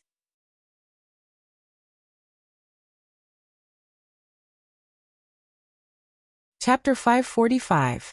The third spiritual power appeared in Lin Yuan's sea of consciousness. It was not as violent as the star power, nor was it as violent as the negative spiritual power. Instead, it shone on Lin Yuan's sea of consciousness like the midday sun, constantly repairing his injuries. When the negative spirits came into contact with the golden light, they quickly melted like snow. In just a short moment, more than half of the negative spirits that were unable to be defeated by the star force had been eliminated. Wu Hua. How dare you ruin my business? A vigorous voice exploded from the 9th heaven, as if a god was angry. A moment later, a gentle voice slowly sounded, with a feeling like a spring breeze. It chuckled and said, I am a monk, so naturally, I am merciful. What do you mean by bad things? Do I need your permission to save people? The voice from the 9th heaven sounded again, and it sneered. It seems that you have really recovered from your injuries. 200 years ago, when you saw me, you did not have the confidence to speak like this. 200 years ago? 200 years ago, you were just an insignificant minion. Wu Hua's voice was still gentle, but it carried a touch of killing intent. Get lost. You are just a divine thought that I can crush at any time. Don't come to the Tianwu continent and make a fool of yourself. Do you really think that we can't kill you? Humph. The voice above the 9th heaven snorted coldly and said indifferently, If you really have the ability to kill me, I would have died 200 years ago. How can I be qualified to fight with you, Monk Wu Hua? The owner of the negative spiritual power obviously had an old grudge with Wu Hua, who called himself a monk. However, Lin Yuan did not understand that the existence from the 9th heaven who had a connection with the Sky Demon obviously had a strong background. How could such a powerful person hide from the guardians of the Elysium and swagger into the Tianwu continent? Even after he took action, the top experts of the Tianwu continent could only react. If the system hadn't suddenly acted and awakened Lin Yuan from that negative state, the consequences would have been unimaginable. After all, Lin Yuan's soul was still essentially that of an earthling. He was incompatible with the world of demon beasts, and was similarly incompatible with the human world of this feudal imperial system. He did not have the slightest sense of belonging in this world, So his resistance to the negative spirits was even worse than the soldiers of the Blackwater Army. Because he did not have the slightest sense of belonging to the Sky Martial continent, everything he did was just to return to Earth for revenge. If even this obsession was dispelled, Lin Yuan would completely become a ghost with nowhere to go, and then disappear from the world. Wang. A clear sound rang out. A shocking sword intent rose from the south. Wu Hua's voice sounded again, and he sneered. Then I'll cut off your divine sense today. When I have time, I'll find your real body to fight. Let's see if you can still talk as arrogantly as you did today. As soon as his voice fell, the sword intent soared into the sky, and the dark clouds above the 9 heavens dissipated. The two actually disappeared one after the other. After losing the suppression of the negative spirit, everyone on the battlefield gradually woke up. Other than those unlucky fellows who had died or fainted, no one, not even the demon beasts, hesitated. All of them charged towards the members of the Jade Lake Immortal Palace and started a vengeful massacre. After all, because of the negative spirit that was summoned by these demon beasts, they had truly walked through the gates of hell. Among them, the red-clothed youth and Kong Lezin recovered the fastest. The two of them, one on the left and one on the right, unleashed all kinds of terrifying aura chi, and forcibly displayed the momentum of thousands of soldiers and horses. With the strength of the two of them, they swept through the 3,000 Heaven Dipper Realm Sky Demon, sinking all the ships on the field one by one. Their momentum instantly covered the entire battlefield. If a late-stage mortal evolution state cultivator used all his means, he might be able to kill an airborne realm cultivator. However, even if a late-stage airborne realm cultivator had thousands of means, he would not be able to win against a Heaven Dipper realm cultivator. The so-called half-step Heaven Dipper realm cultivator could be said to be completely vulnerable in front of a true Heaven Dipper realm cultivator. The gap between the realms would be greater at the later stages. At this moment, unless Lin Yuan used all his trump cards, he would not dare to easily say that he could fight someone above his level. Therefore, the 3,000 Heaven Dipper realm cultivators were the same as ordinary people in the eyes of the Kongming realm and the red-clothed youth, who were above the Kongming realm. They were all ants that could be crushed with a single move. After the end of the battle, Lin Yuan met up with the two of them with a dignified look in his eyes. More than 800,000 Sky Demon died in this battle. Whether it was the Sky Demon Legion summoned by Lei Qiusheng or the inferior Sky Demon absorbed by the Jade Lake Divine Palace, almost all of them died in this battle. However, after the battle, the Palace Lord of the Jade Lake Divine Palace used some unknown means to escape under their noses. I'll go after him. The young man in red raised his eyebrows and said in an indifferent tone. Then his figure disappeared from Lin Yuan's sight. Kong Lezin shrugged his shoulders helplessly. He cupped his hands towards Lin Yuan and said in a deep voice, I don't know what the strange races outside the Heaven Gate ate wrong medicine. They attacked the Sky Martial continent on a large scale. Although we barely withstood these attacks, we also suffered heavy losses. In order to ensure that the Heaven Gate did not make any mistakes, we gathered many experts scattered all over the Sky Martial continent to help. We neglected the supervision of these Sky Demon. That's not good news. Lin Yuan's words did not have any intention of ridicule or ridicule. His multicolored eyes flashed with worry. The Sky Demon clan was not a powerful force among the strange races on the other side of the Heaven Gate. However, as invisible beings, they could easily pass through the supervision of the Heaven Gate guards and invade the Sky Martial continent. They could cause trouble behind the backs of these top forces, but they never dared to make too big of a move. This time, the Sky Demon publicly gave away the elixir of immortality, established the Jade Lake Immortal Palace, and even colluded with the Shimwu dynasty, one of the 7 great empires. This kind of behavior could be described as courting death. However, the strange races on the other side of the Heaven Gate cooperated with the Sky Demon army of the Shimwu dynasty. There was a Sky Demon who was strong enough to fight against a top expert who took advantage of this opportunity to sneak into the Sky Martial continent.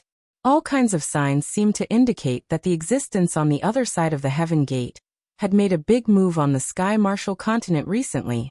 But something was wrong. These Sky Demons' actions are no different from courting death. They seem to want to. The worry in Lin Yuan's eyes became more and more intense. They want to attract all our attention to the Xinwu dynasty. Kong Lezin suddenly raised his head. The worry in his eyes was not much weaker than Lin Yuan's. After pondering for a moment, Kong Lezin seemed to have just thought of something. His expression changed several times. He cupped his hands and said, "Dragon King, I still have important matters to attend to. I won't stay on the northern frontier for long."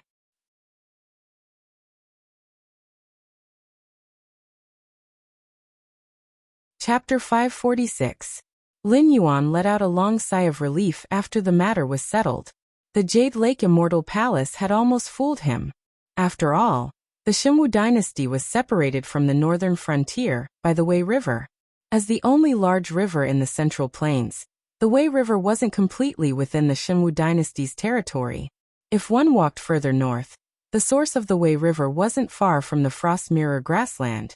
It was considered a fertile grassland.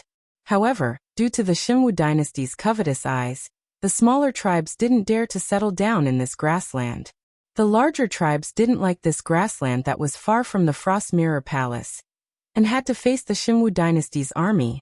Therefore, the Xinwu dynasty used this grassland as a border garrison, and built a pass to stop the Frost Mirror cavalry from raiding. If one were to head downstream, most of the Wei River was still within the territory of the Qingjiang Empire. As the strongest of the 7 great empires, the Qingjiang Empire's military might not even be comparable to the northern region, let alone the other 6 great empires. However, the Qingjiang Empire's terrain was special. The Qingjiang Empire was surrounded by 2 great rivers, creating a natural barrier. Regardless of whether it was the Divine Martial Heavy Steps or the Frost Mirror Cavalry, they would not be able to cross the great rivers to attack them. Therefore, when Lin Yuan learned that the Jade Lake Immortal Palace was going to use the Elixir of Immortality to control the Shuangjian dynasty, his first reaction was that they would choose the safer land route to the Frost Mirror grassland instead of the Wei River, which was currently controlled by the northern frontier. Lin Yuan didn't even know how many aquatic monsters were lurking in the Wei River. Furthermore, the Starfall Army and the Southern Expedition were both at the border. Even the ships of the Northern Territory Chamber of Commerce had to be strictly inspected, let alone the fleet of the Xinwu dynasty. However, the reality was just that dramatic. What was wrong with the Jade Lake Immortal Palace's master? She actually used the safe land route as a distraction, and brought her main force along the water route in an attempt to deceive the enemy. If it weren't for the fact that Lin Yuan had the territory model, and reminded the Jade Lake Immortal Palace's fleet to pass by the Wei River, Lin Yuan would have found the decoy they had set up before. Although it wasn't purely a distraction, the team was carrying the Elixir of Immortality. If they could reach the Frost Grassland safely and meet the Frost Khan, they would still be able to achieve their goal. But now that the top forces had intervened, Lin Yuan didn't have any worries at all. When these big shots decided to be ruthless, they were more than 100 times more brutal than a demonic beast like him. At this moment, a group of light cavalry galloped over. The leading knight slowly took off the golden helmet on his face and bowed slightly to Lin Yuan. Lin Yuan's gaze paused on the knight for a moment, and his eyes flashed with surprise. This group of knights wearing golden armor wasn't the army of the Xinwu dynasty, but the personal guards of the Northern Frontier Prince's mansion. The leading knight was a top student from the Northern Frontier Military Academy. Although he couldn't be compared to those monsters in the Star General class, in terms of strength, he could be considered the ceiling of this batch of students. 31 years old, Heaven Dipper Realm Level 4. In the future, this knight named Chen Huai might be able to become a champion like Gao Buzhen. However, according to Lin Yuan's deployment, Chen Huai should not leave Li Zhong's side. At least before Li Zhong had enough strength to protect himself, he had to be Li Zhong's personal bodyguard. To be more realistic, Lin Yuan's establishment of the Northern Frontier Academy gave many people the hope of success and recognition. Although these students were grateful to Lin Yuan, their own ambitions were not small. Chen Huai was willing to be Li Zhong's bodyguard, and he was taking a huge risk. After all, if anything happened to Li Zhong, even if he died, it wouldn't be too much. However, the reason why Chen Huai was willing to accept this task was more for the sake of his own future. In terms of combat strength, he was the best among the students in the same batch, but in terms of strategy, he was not just a little bit inferior. If he wanted to lead an army or directly enter the battlefield, his future achievements would not be too high. Therefore, if he could befriend the higher-ups of the northern frontier, it could at least guarantee that he would not be eliminated in the northern frontier because of his own shortcomings. Therefore, for Chen Huai to appear here at this moment, there must be something extremely urgent. Otherwise, he would not joke about his life and future. Just like what Lei Qiuxing said, Lin Yuan could not die. His future potential was limitless, and he was someone that the top forces wanted to curry favor with. Under this condition, Lin Yuan was still a balance point. The Hengduan Mountains and the Dragon Palace of the Four Seas were related to him. If Lin Yuan were to mysteriously die in an assassination, the consequences were definitely not something that the Xinwu dynasty could bear. However, Lin Yuan could not be touched, but it did not mean that Lin Yuan's confidants could not be touched. Especially Li Zhong, who was the think tank and the face of the organization. He had long been a thorn in Lei Qiuxing's side. If it were not for the embroidered uniform guards and the demon emperor, Li Zhong's grave might have grass as tall as an adult. What is it? Lin Yuan sized up Chen Huai for a while, then directly opened his mouth and rushed to the main topic. The system had been pretending to be dead, so it had not issued a mission for a long time. In addition, the reward for this mission was a high-grade lottery chance. Whether it was skills or items, they were all rare things. If his luck was to explode and he was able to draw a system template, it would be of great help to Lin Yuan's future growth. Therefore, Lin Yuan did not count on that red-clothed youth from the beginning. He wanted to kill that missing palace lord himself. Therefore, he did not have much time to waste here. The king of the northern frontier asked this subordinate to quickly come and see the Dragon King. Chen Huai dismounted from his horse, then took out a small white porcelain bottle from his bosom. After gently removing the cork, he poured out a silver-white metal ball and said in a deep voice, "This is the immortal medicine of the Jade Lake Immortal Palace. It was discovered when the Northern Army was eliminating the black market." When talking about the black market, Chen Huai's tone was heavy. Although Lin Yuan had set up a black market that guaranteed the identity of the buyer and seller, there were still some transactions that could not be exposed. Although those things were not to the extent that Lin Yuan feared the immortal medicine, the Northern Frontier Prince's mansion would still not allow it to circulate. However, the aristocratic families and even some of the higher-ups in the Northern Frontier Prince's mansion would not let go of this fat piece of meat. Therefore, there were many unofficial black markets that traded things that were explicitly prohibited by the Northern Frontier Prince's mansion. The people who operated these black markets all had very big backgrounds. Naturally, there were many fugitives under them. Therefore, Zhang Qilin and his Northern Frontier Army's main opponent had always been these unofficial black markets. Although the results were remarkable, their losses were not small. Immortal medicine? Lin Yuan's eyes flashed with a cold light, even his voice was much lower. Yes, this subordinate can confirm it. Moreover, this subordinate has confirmed it with the higher-ups of the Northern Territory Chamber of Commerce and the members of the Blackwater Army who returned first. Chen Huai nodded in confirmation.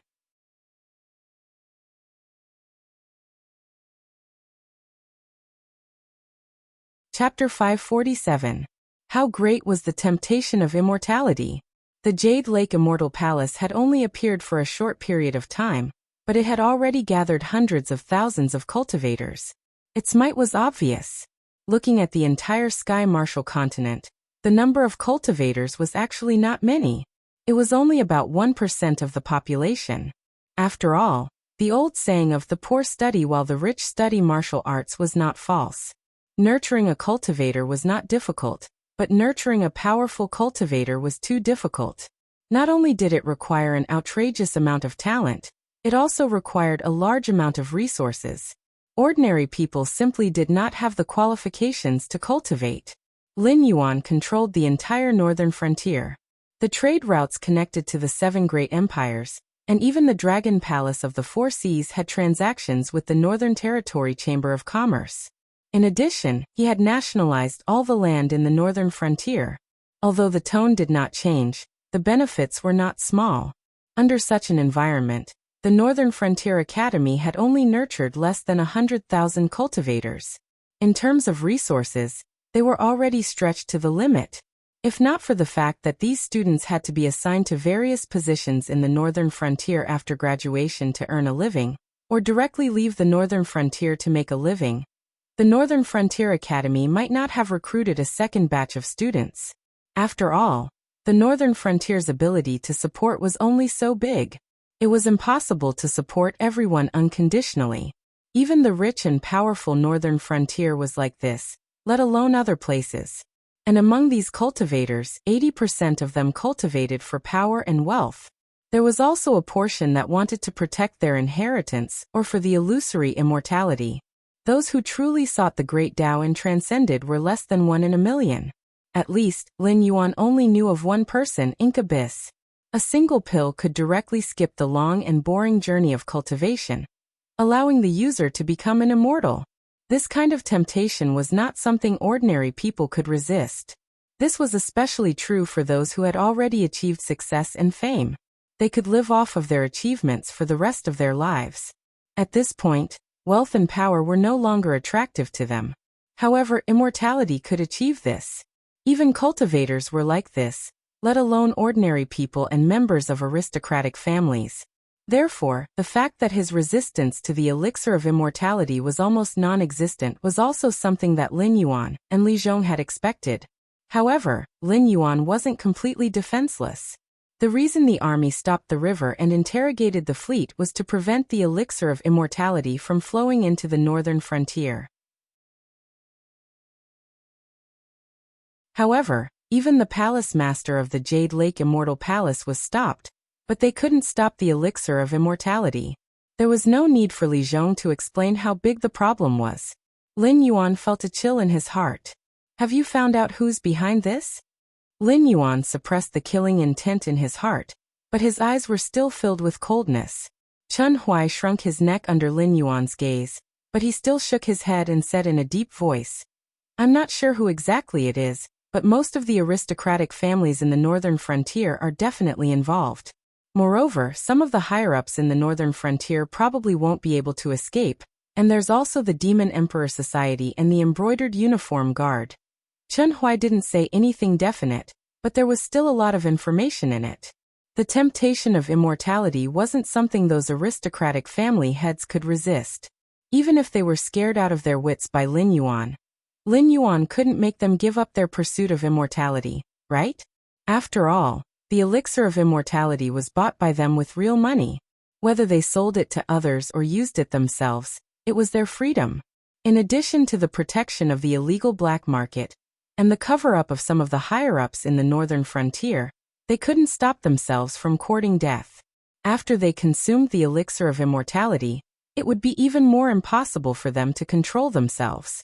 Because at that time, they would already be on the same boat as the Sky Demon. Chen Huai said that most of it was already very tactful.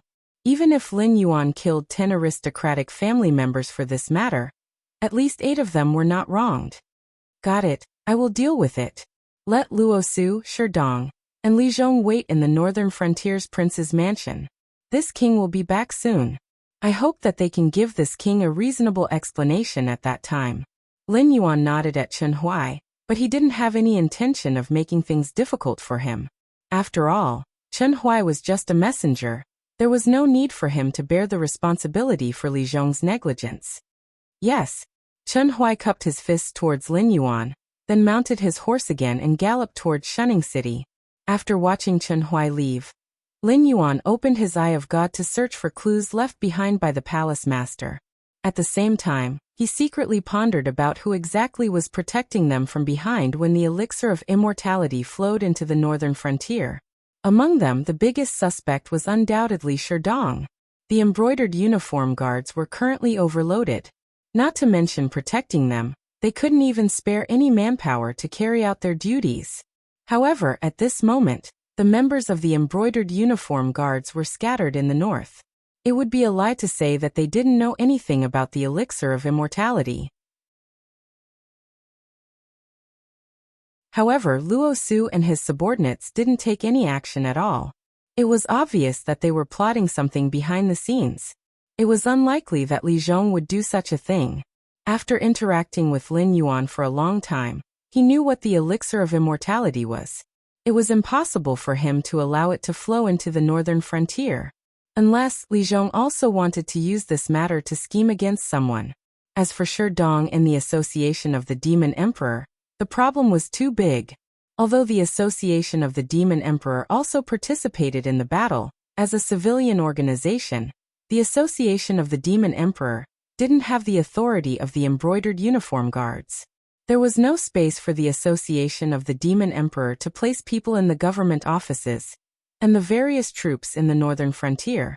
Most of them were still operating in the northern frontier, cooperating with Zhang Xiu's old subordinates to supervise the northern frontier and ensure that there were no slip-ups in the northern frontier. Therefore, only a fool would believe that the Association of the Demon Emperor didn't know anything about the elixir of immortality. However, to say that it was Shi Dong who did it was a little unreasonable. Firstly, Shi Dong's chances of winning were higher than Luo Su's. After all, the government offices couldn't operate without the Association of the Demon Emperor. Most of the information came from the Association of the Demon Emperor. The black market was under the supervision of the Association of the Demon Emperor. Even the members of the embroidered uniform guards and Yi Busho were members of the Association of the Demon Emperor in name. If they had to compete with the embroidered uniform guards, then Shi Dong had the highest chance of winning. Although the circulation of the elixir of immortality in the northern frontier was covered up well, it couldn't be said to be a secret.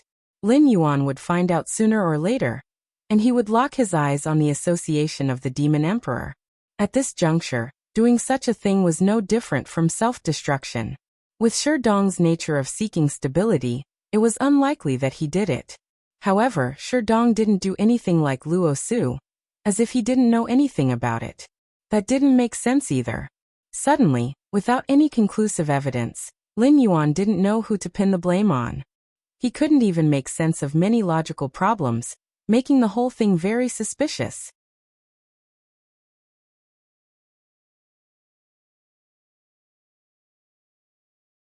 Chapter 548. Under the scan of the Eye of God, Lin Yuan couldn't find the whereabouts of the palace master. But soon Lin Yuan felt relieved. The voice in the ninth heaven was obviously not easy to deal with.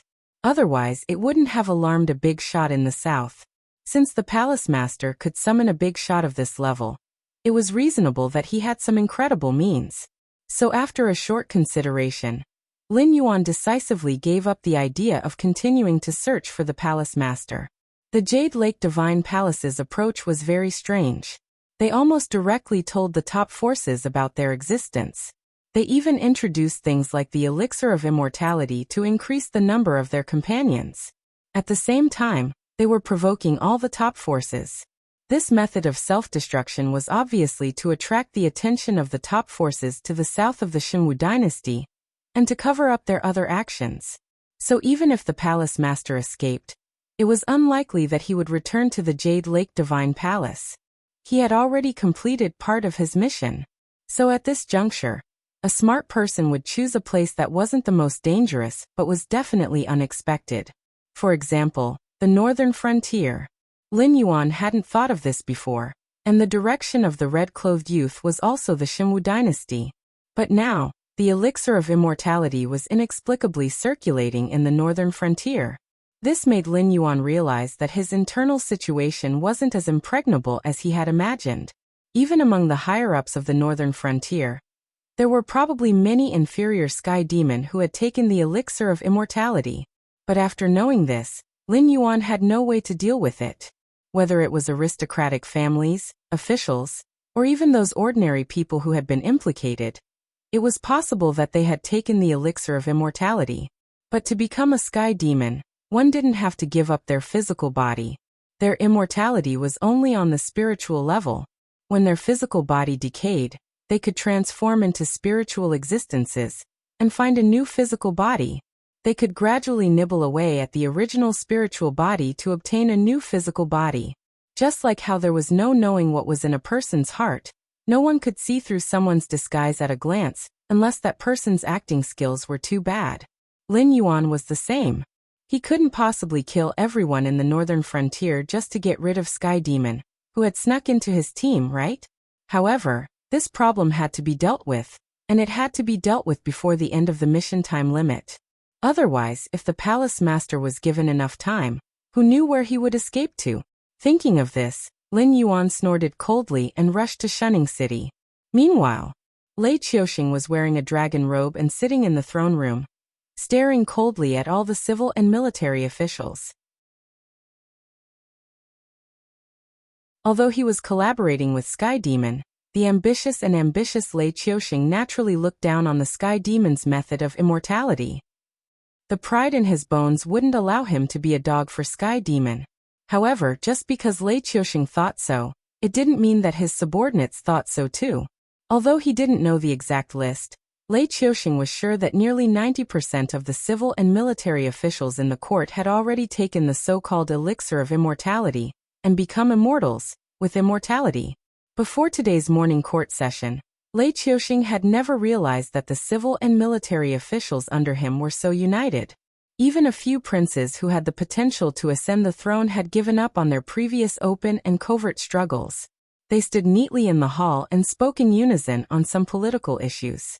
It was as if they were a harmonious family of brothers. The bloody aura from before that was just short of drawing their swords and killing each other was completely gone. As an outstanding ruler, Lei Qiuxing understood some things the moment the Jade Lake Immortal Palace was exposed. For example, he had been played by Sky Demon from the beginning. All the support and plans were fabricated by Sky Demon to stimulate his ambition. He had to admit that the reason he was able to defeat the 10,000 Swords dynasty, which had been passed down for many years, was because of Sky Demon. However, he also realized that from the moment his ambition was stimulated by Sky Demon, he had become a chess piece on the chessboard. And now, he had become an abandoned chess piece. Was the Jade Lake Immortal Palace's existence to increase the number of Sky Demon and enslave more cultivators to fight for them? Of course not. This was a complete provocation to all the top forces on the Tianwu continent. When those powerful people were free, even if the Shunwu dynasty and the Jade Lake Immortal Palace were combined, they wouldn't be able to defeat them with just one hand. It was laughable that he had been working for others for so many years. This sentence was the truest portrayal of Lei Qiuxing's heart, because he knew that he was finished. On the other hand, Sky Demon's plan to attract the attention of those people to the Shunwu dynasty had already succeeded. Sky Demon wouldn't die. He would only be sealed. However, Lei Qiuxing would die. His Lei clan's descendants would die. Even the side branches wouldn't have a chance to survive. I said, send out the entire army to fight the Frost Barbarians. Did you not hear me? Lei Qiuxing patted the dragon table in front of him and shouted with a gloomy expression. Although he was sure that the imperial court had been controlled by Sky Demon, Lei Qiuxing still wanted to do his last bit. No matter how much he had been bewitched by his own ambitions, after knowing the inevitable outcome, Lei Qiuxing did not forget that he was a part of the Sky Martial continent. He was the sworn enemy of the foreign races on the other side of the Heaven Gate. The stronger the Tianwu continent was, the weaker the foreign race's chances of success would be. Therefore, Lei Qiuxing didn't care about the overall situation anymore. He just wanted to mobilize the troops under his command to fight the Frost Barbarians who kept invading the Central Plains and the South. It would be best if he could beat them until they returned to the Frost Barbarians to recuperate. He didn't want them to be sacrificed in his plan and be buried together with him, a sinner.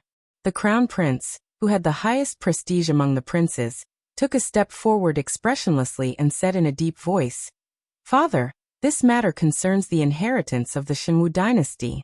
We can't be soft-hearted. Father, please retract your order. Divine Emperor, please retract your order." As soon as the Crown Prince finished speaking, all the civil and military officials in the imperial court knelt down. The few who were still standing had ashen faces. They looked even worse than Lei Qiuxing, who was sitting on the dragon throne. As the nobles of the Shunwu dynasty, they were naturally tempted by the elixir of immortality.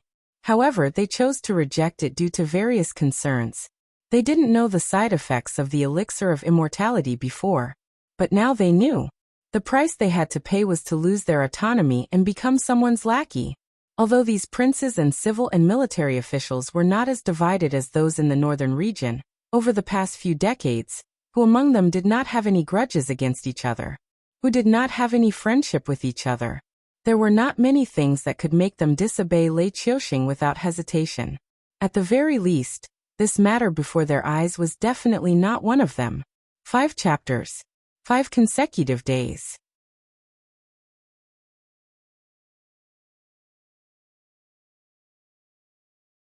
Chapter 549. The army of the Xinwu dynasty had always been under the control of Lei Qiuxing. Aristocratic families and nobles always had the right to speak in the army. However, people like Lei Qiuming and Yan Xingqi were in the minority. Once something happened to the Xinwu dynasty, the entire army would only listen to Lei Qiuxing's orders. Even if their family members had high military ranks, it would be useless. This was because in the past 100 years, there were many emperors who were better than Lei Qiuxing in terms of governance. However, there weren't many who could surpass him in terms of martial arts. In the eyes of the soldiers, Lei Qiuxing was the one and only god of war. Especially after Lei Qiuming was conferred the title of King Qingpeng, and Yan Xingqi was exiled to the northern frontier, Lei Qiuxing became the #1 person in the army. Therefore, in the Xinwu dynasty, going against Lei Qiuxing was a decision that required courage. This was because if one went against Lei Qiuxing and was caught in the act, one's entire family would be exterminated. Without the support of the army, Lei Qiuxing could kill whoever he wanted. What made Lei Qiuxing afraid was the combined power of all the aristocratic families and sects, not just a single family. The princes of the Xinwu dynasty fought fiercely, and there were many powerful people behind them. However, they only fought to be the most outstanding among the princes and become the successor of the dynasty. No one was naive enough to think that they could challenge Lei Qiuxing's authority. Therefore, at this moment, the crown prince who spoke out and the nobles who knelt on the ground weren't humans anymore. They were dogs. Dogs that were controlled by others. To put it bluntly, they were able to stand among the hundreds of officials in the imperial court of the Xinwu dynasty. They were all existences that could make a region of the Xinwu dynasty tremble with a stomp of their feet. Other than Lei Qiuxing, who controlled the army, no one could make them obediently submit to him. Even to Lei Qiuxing, they were subjects and not dogs. Because of this slight mistake, so many people who were at the same level as them became like this. When they thought about how they were almost tempted, how could they look good? Since when did I need your permission to do things? Lei Qiuxing stood up from the dragon throne and looked at the civil and military officials below. He sneered, "A bunch of useless people who can't even maintain themselves. To think that I thought that you were all outstanding people, and that with your help, the Xinwu dynasty would last for thousands of years to come. But now, it seems that although the rise of the northern frontier was a bit early, it wasn't an accident." With Lei Qiuxing's great talent and bold vision, even those ambitious people wouldn't choose to make a move when Lei Qiuxing was still alive. Therefore, the northern frontier grew from a remote corner that was regarded as a land of exile to a powerful enemy that shook Lei Qiuxing's rule. In Lei Qiuxing's view, this was undoubtedly reasonable and unexpected. However, after the trial of the elixir of immortality, Lei Qiuxing could only silently accept this fact. No matter how vigorous and carefree the civil and military officials of the imperial court were when they followed him, decades of indulgence had eliminated their ambitions and ambitions. Now, these powerful officials only wanted to live forever so that they could sit high above and continue to enjoy the glory, splendor, and wealth that ordinary people didn't even dare to dream of. There was no dynasty in the world that couldn't be destroyed, not to mention that the current higher-ups of the Xinwu dynasty had already been corrupted into a group of riceworms. They could only lie on their books of merit and wait for death. They used their methods to go against their colleagues, against the emperor, and to seek benefits for themselves. Relying on such useless people to govern this great dynasty was no different from slow suicide. As soon as he finished speaking, the civil and military officials of the imperial court and the several princes' expressions became ugly. After all, although the elixir of immortality was a free gift from the Jade Lake Immortal Palace, its essence was still incomparably precious. The Sky Demon could corrupt the civil and military officials of the imperial court and make these high and mighty dignitaries act according to his will, but he couldn't corrupt the entire army of the Shenwu dynasty. Even if he could corrupt some of the generals, it was useless because Lei Qiusheng's imperial edict was much more useful than the general's exhortations. This move of bypassing the officials and directly commanding the army was equivalent to directly commanding the generals. The crown prince, who was still far away from Lei Qiusheng, said coldly, "Lei Qiusheng, don't forget that you are jackals of the same tribe as us. Even if you want to abandon the dark side and join the light side now, they won't let you go. If you act according to our plan, you will have a chance to live." The crown prince's face was distorted. He didn't look like the crown prince of a country, but more like an evil spirit that had crawled out of hell. Even his voice became hoarse and unpleasant, like the sound of fingernails rubbing against glass, which made people frown unconsciously. However, the crown prince's behavior made those dignitaries who had rejected the elixir of immortality even more certain that after taking the elixir of immortality, even if it didn't show anything on the surface, it was equivalent to losing oneself in essence. This was because the tone and voice of this crown prince didn't sound like the crown prince who was usually praised as a benevolent ruler. At first glance, it was obvious that the creator of the elixir of immortality was using the crown prince's mouth to speak. Now that things have come to this, you still want to use words to affect my mind? Do you really think that I am a 3-year-old child? I have already ordered the 3 armies to go out to battle. If the Frost Mirror cavalry doesn't retreat, the army won't retreat. Furthermore, I have also explained what the elixir of immortality is and the current situation of the imperial court. I have strictly ordered them to pretend that they didn't see it even if I changed my mind. Lei Qiusheng placed his hands behind his back, and his aura was unparalleled. He laughed loudly and said, "Even if you all give me the elixir of immortality now, it will be useless. Even if I am going to die, I will drag all of you down with me." At the same time, Lei Qiusheng's aura rose again and again, from the initial stage of the Heaven Star Border Realm to the advanced stage of the Heaven Star Border Realm. It didn't even seem like it was going to stop. It continued to advance toward the Void Realm, as if the bottleneck didn't exist at all. The Crown Prince still looked at Lei Qiusheng with a ferocious expression. After a while he opened his mouth and sneered, "I understand now. You are not Lei Qiusheng at all. You are the shadow by his side. You speak so righteously, but in the face of death, didn't he still choose to run away? However, this is also good. After I kill you and capture Lei Qiusheng, the imperial edict will naturally be fake." Cultivation wasn't something that could be achieved overnight.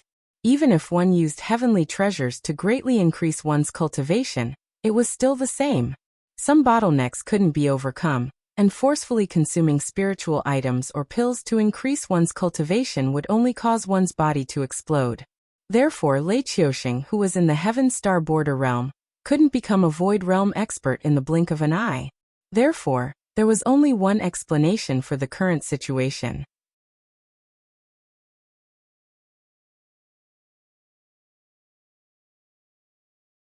Chapter 550.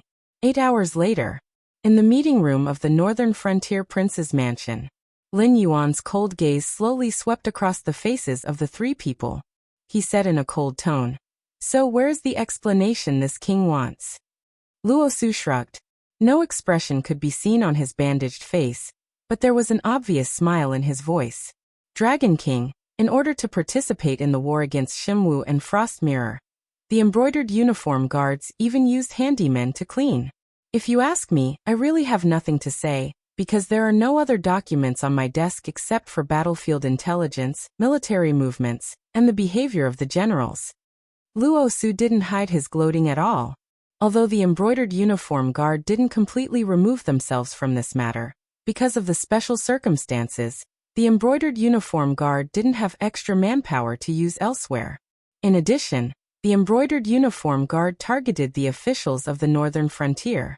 Their monitoring of the aristocratic families and civilians was naturally not as strong as the association of the Demon Emperor.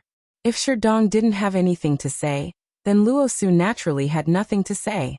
Sherdong looked at Luo Su expressionlessly. His lips moved, but he didn't say a word. After all, the civilians of the northern frontier were the foundation of the Association of the Demon Emperor. Whether it was civilians or aristocratic families, they were all under the supervision of the Association of the Demon Emperor. Even those non-official black markets shouldn't exist. But Sherdong sat in this position and didn't do anything. Even if they didn't pursue the matter of the elixir of immortality circulating in the northern frontier, he would still be labeled as incompetent. Therefore, whether the elixir of immortality was pursued or not, Sherdong wouldn't be able to stay in the position of vice president of the Association of the Demon Emperor for long. Especially the intelligence agency under him. Even if he didn't dissolve it, he would have to hand it over to someone else to manage. The moment Lin Yuan showed his blade, he had already become the loser. Although his mind was spinning wildly, Sherdong really couldn't think of any words that could reduce his guilt, let alone exonerate him. Li Zhong expressionlessly picked up the tea leaves floating on the surface of the tea with the lid and said indifferently, "You can't say that. The elixir of immortality is something produced in the Yaoqi Immortal Palace in the south of the Shimwu dynasty. It can't grow wings and fly to the northern frontier, can it? They are secretly circulating in the northern frontier, and the Association of the Demon Emperor is indeed responsible for that. However, there are more than one or two elixirs of immortality. The Northern Battlefront Army has found at least 3,000 elixirs of immortality, and that is not including the ones we didn't find, and the ones that were consumed." When he said this, Li Zhong took a sip of the steaming hot tea and said coldly, "If such a large amount of immortality medicine is flowing into the northern frontier, are the embroidered uniform guards intelligence network in the north all blind?" Luo Su was choked by Li Zhong's words, and his face suddenly turned ugly. He originally thought that Sherdong would be the first to make trouble for him. According to his understanding of this old enemy, even if he couldn't get away with it, Sherdong would choose to die together with him. Even before this, Luo Su had already prepared a plan, and didn't take Sherdong seriously at all. However, he didn't expect that when Sherdong didn't say anything and looked as if he had accepted his fate, Li Zhong would jump out and start a war. "King of the northern frontier, it's easy for you to say that. Right now the situation in the north is very complicated. Let's not talk about the Frost Mirror Cavalry and Shinlin Jun's reserves for now. Let's talk about our internal problems. The southern expedition is entrenched in Donglin City. Once Li Zhongxing makes a move, our northern defense line will collapse instantly. The Frost Mirror Cavalry will march straight in. Not only the north can't withstand it, but the northern frontier can't even escape. There's also the Fallen Star Army's Gao Buzhen.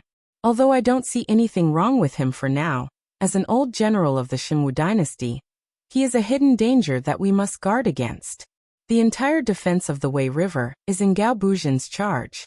Once something goes wrong, the Shimwu dynasty will retaliate with a punch. With the current strength of our northern frontier, we won't be able to withstand it. There's also the southern army stationed in the northern frontier. General Zhang Qilin used to be Shenlin Jun's reserves. His loyalty to Lei Qiuxing is definitely higher than our northern frontier prince's mansion. Once Zhang Qilin has evil intentions and stabs us in the back, all the supply routes will be cut off by him. At that time, the troops sent out will all starve to death on the northern battlefield. Also, the transmission of every piece of information is very difficult. It can't be compared with peacetime. In the past, we only needed 2 channels, one in the open and one in the dark, to deliver the information on time and safely. However, on the battlefield, a piece of information may not reach you safely even if we send out 7 or 8 teams with the help of flying demonic beasts. Luo Su's face darkened. He squinted and said, "The manpower of the genie guard is limited. I'm not a genius. I really can't spare people to do other things." Li Zhong coldly glanced at Luo Su, then snorted coldly and continued to drink his tea. Luo Su stood up and knelt down in the hall. He faced Lin Yuan and said in a deep voice, "I've failed the Dragon King's trust. Although I'm not the main person responsible for the elixir of immortality, I can't absolve myself from the blame. Please punish me, Dragon King." Do.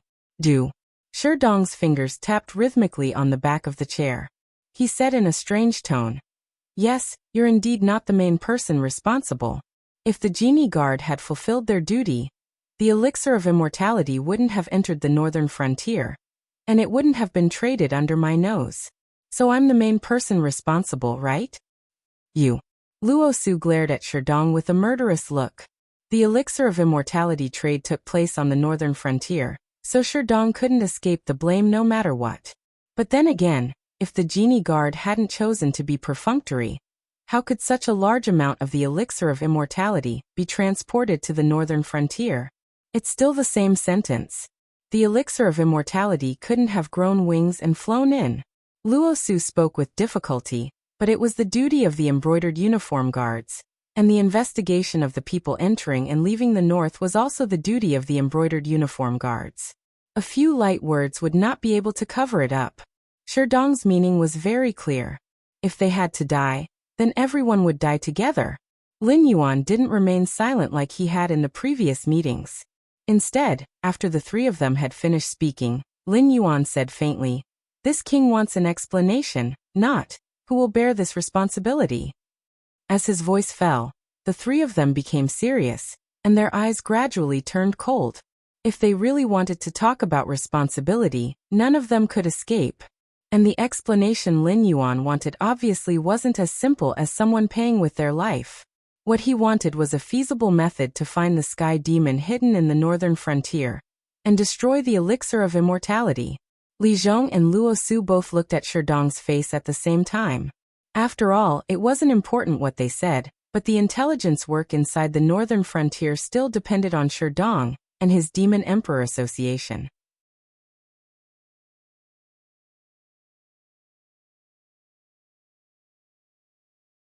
Chapter 551. Sherdong took out a small white porcelain bottle and poured out a metal pill. He said coldly, "Although the Association of the Demon Emperor didn't nip this matter in the bud, please don't treat us as incompetent people. When the elixir of immortality gradually spread in the northern frontier, I personally led people to follow up on this matter." When he mentioned incompetent people, Sherdong's tone was obviously heavier, and his gaze fell on Luo Su's face.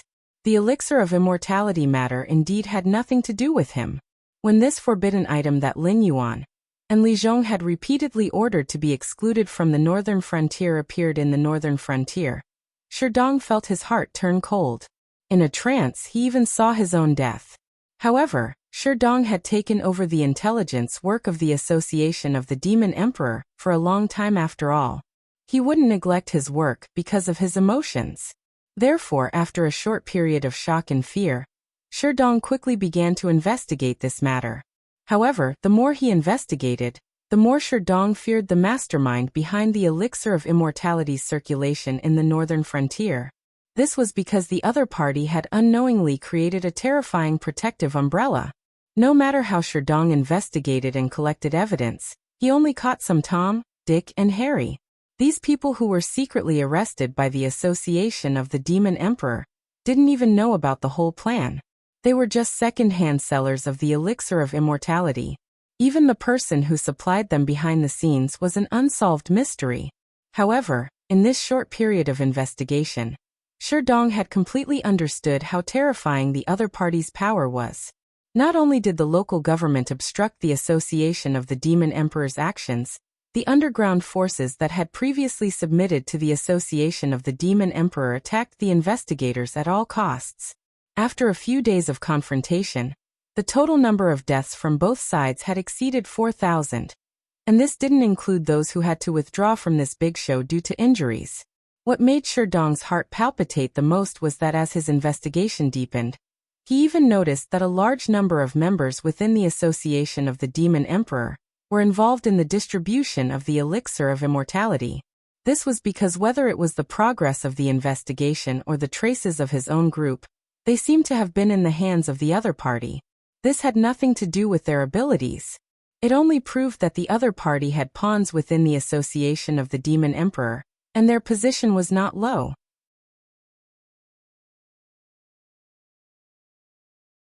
He didn't know how many members of the Association of the Demon Emperor had taken the elixir of immortality, nor did he know how many of those who didn't take the elixir of immortality but were working with the mastermind behind the elixir of immortality purely for profit.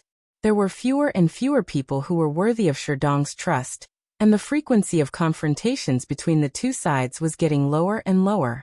Meanwhile, the circulation of the elixir of immortality was also getting more and more frequent. It was no longer a private transaction within a small circle. It had even appeared openly in some unofficial black markets. Zhang Qilin and his men had only obtained a very small batch of the elixir of immortality after wiping out the black markets. Sherdong had seized and destroyed even more of it. However, the association of the Demon Emperor was still huge and powerful, but the spies that Sherdong could mobilize were getting fewer and fewer. From an open confrontation between the two sides, Sherdong's men could only follow far behind those traders, counting the list of trades and who was involved. At present, Sherdong had a list of names in his hands. Although he wasn't sure how many people on the list had taken the elixir of immortality, he was sure that at least 9 out of 10 people on the list had not been wronged. Of course, there might be some innocent people on the list who had been implicated. Although they were quite suspicious, they had never participated in the trade of the elixir of immortality. They had only been in frequent contact with those who bought and sold the elixir of immortality. There were still more participants who hadn't been investigated. This was certain. Therefore, Sherdong had been busy with this matter during this period of time. He didn't dare to slack off at all. To put it bluntly, such a big thing had happened at the northern frontier. As the president of the Association of the Demon Emperor, who was responsible for intelligence and spies, he couldn't absolve himself from the blame. But if he did it well and gave Lin Yuan an explanation, even if he had to die, it would be him. If he didn't do it well, he would just sit around in the office and wait for death, or degrade himself to wallow in the mire with the other party. If that happened, Sherdong wouldn't be the only one who would die. Therefore, before the elixir of immortality was circulated in the world, it had always been in the form of private transactions. Each transaction might only have 3 to 5 elixirs of immortality. But during the period when President Shi was fighting with the other party, and was crushed by the other party, the trading range of the elixir of immortality began to gradually expand. There were even cases where a batch of elixirs of immortality had reached the scale of thousands of elixirs of immortality. Li Zhong's eyes flickered, as if he was thinking about something. He murmured, "But if that's the case, President Shi, why did you choose to face those traders directly, and didn't inform the Wang residents of the northern frontier first?" Li Zhong's voice was somewhat meaningful, as if he really didn't understand Sherdong's actions, but also seemed to be hinting at something. Sherdong smiled helplessly and said, "Wang residents of the northern frontier, it's not that I want to measure the heart of a gentleman with my own yardstick, but the elixir of immortality is too strange. Not to mention informing the Wang residents of the northern frontier, I didn't even reveal any information to the higher-ups of the Association of the Demon Emperor. Because before the answer is revealed, no one knows who is loyal to the northern frontier." Speaking of this, the bitter smile on Sherdong's face deepened, and he continued, "From the very beginning, when the suppression by force failed, I knew that this wasn't a problem that could be solved with weapons. I could only sneak in to investigate, make a list of as many people involved in this matter as possible, and wait for the Dragon King to deal with it. Since that's the case, involving a third party or a fourth party would only make things more complicated.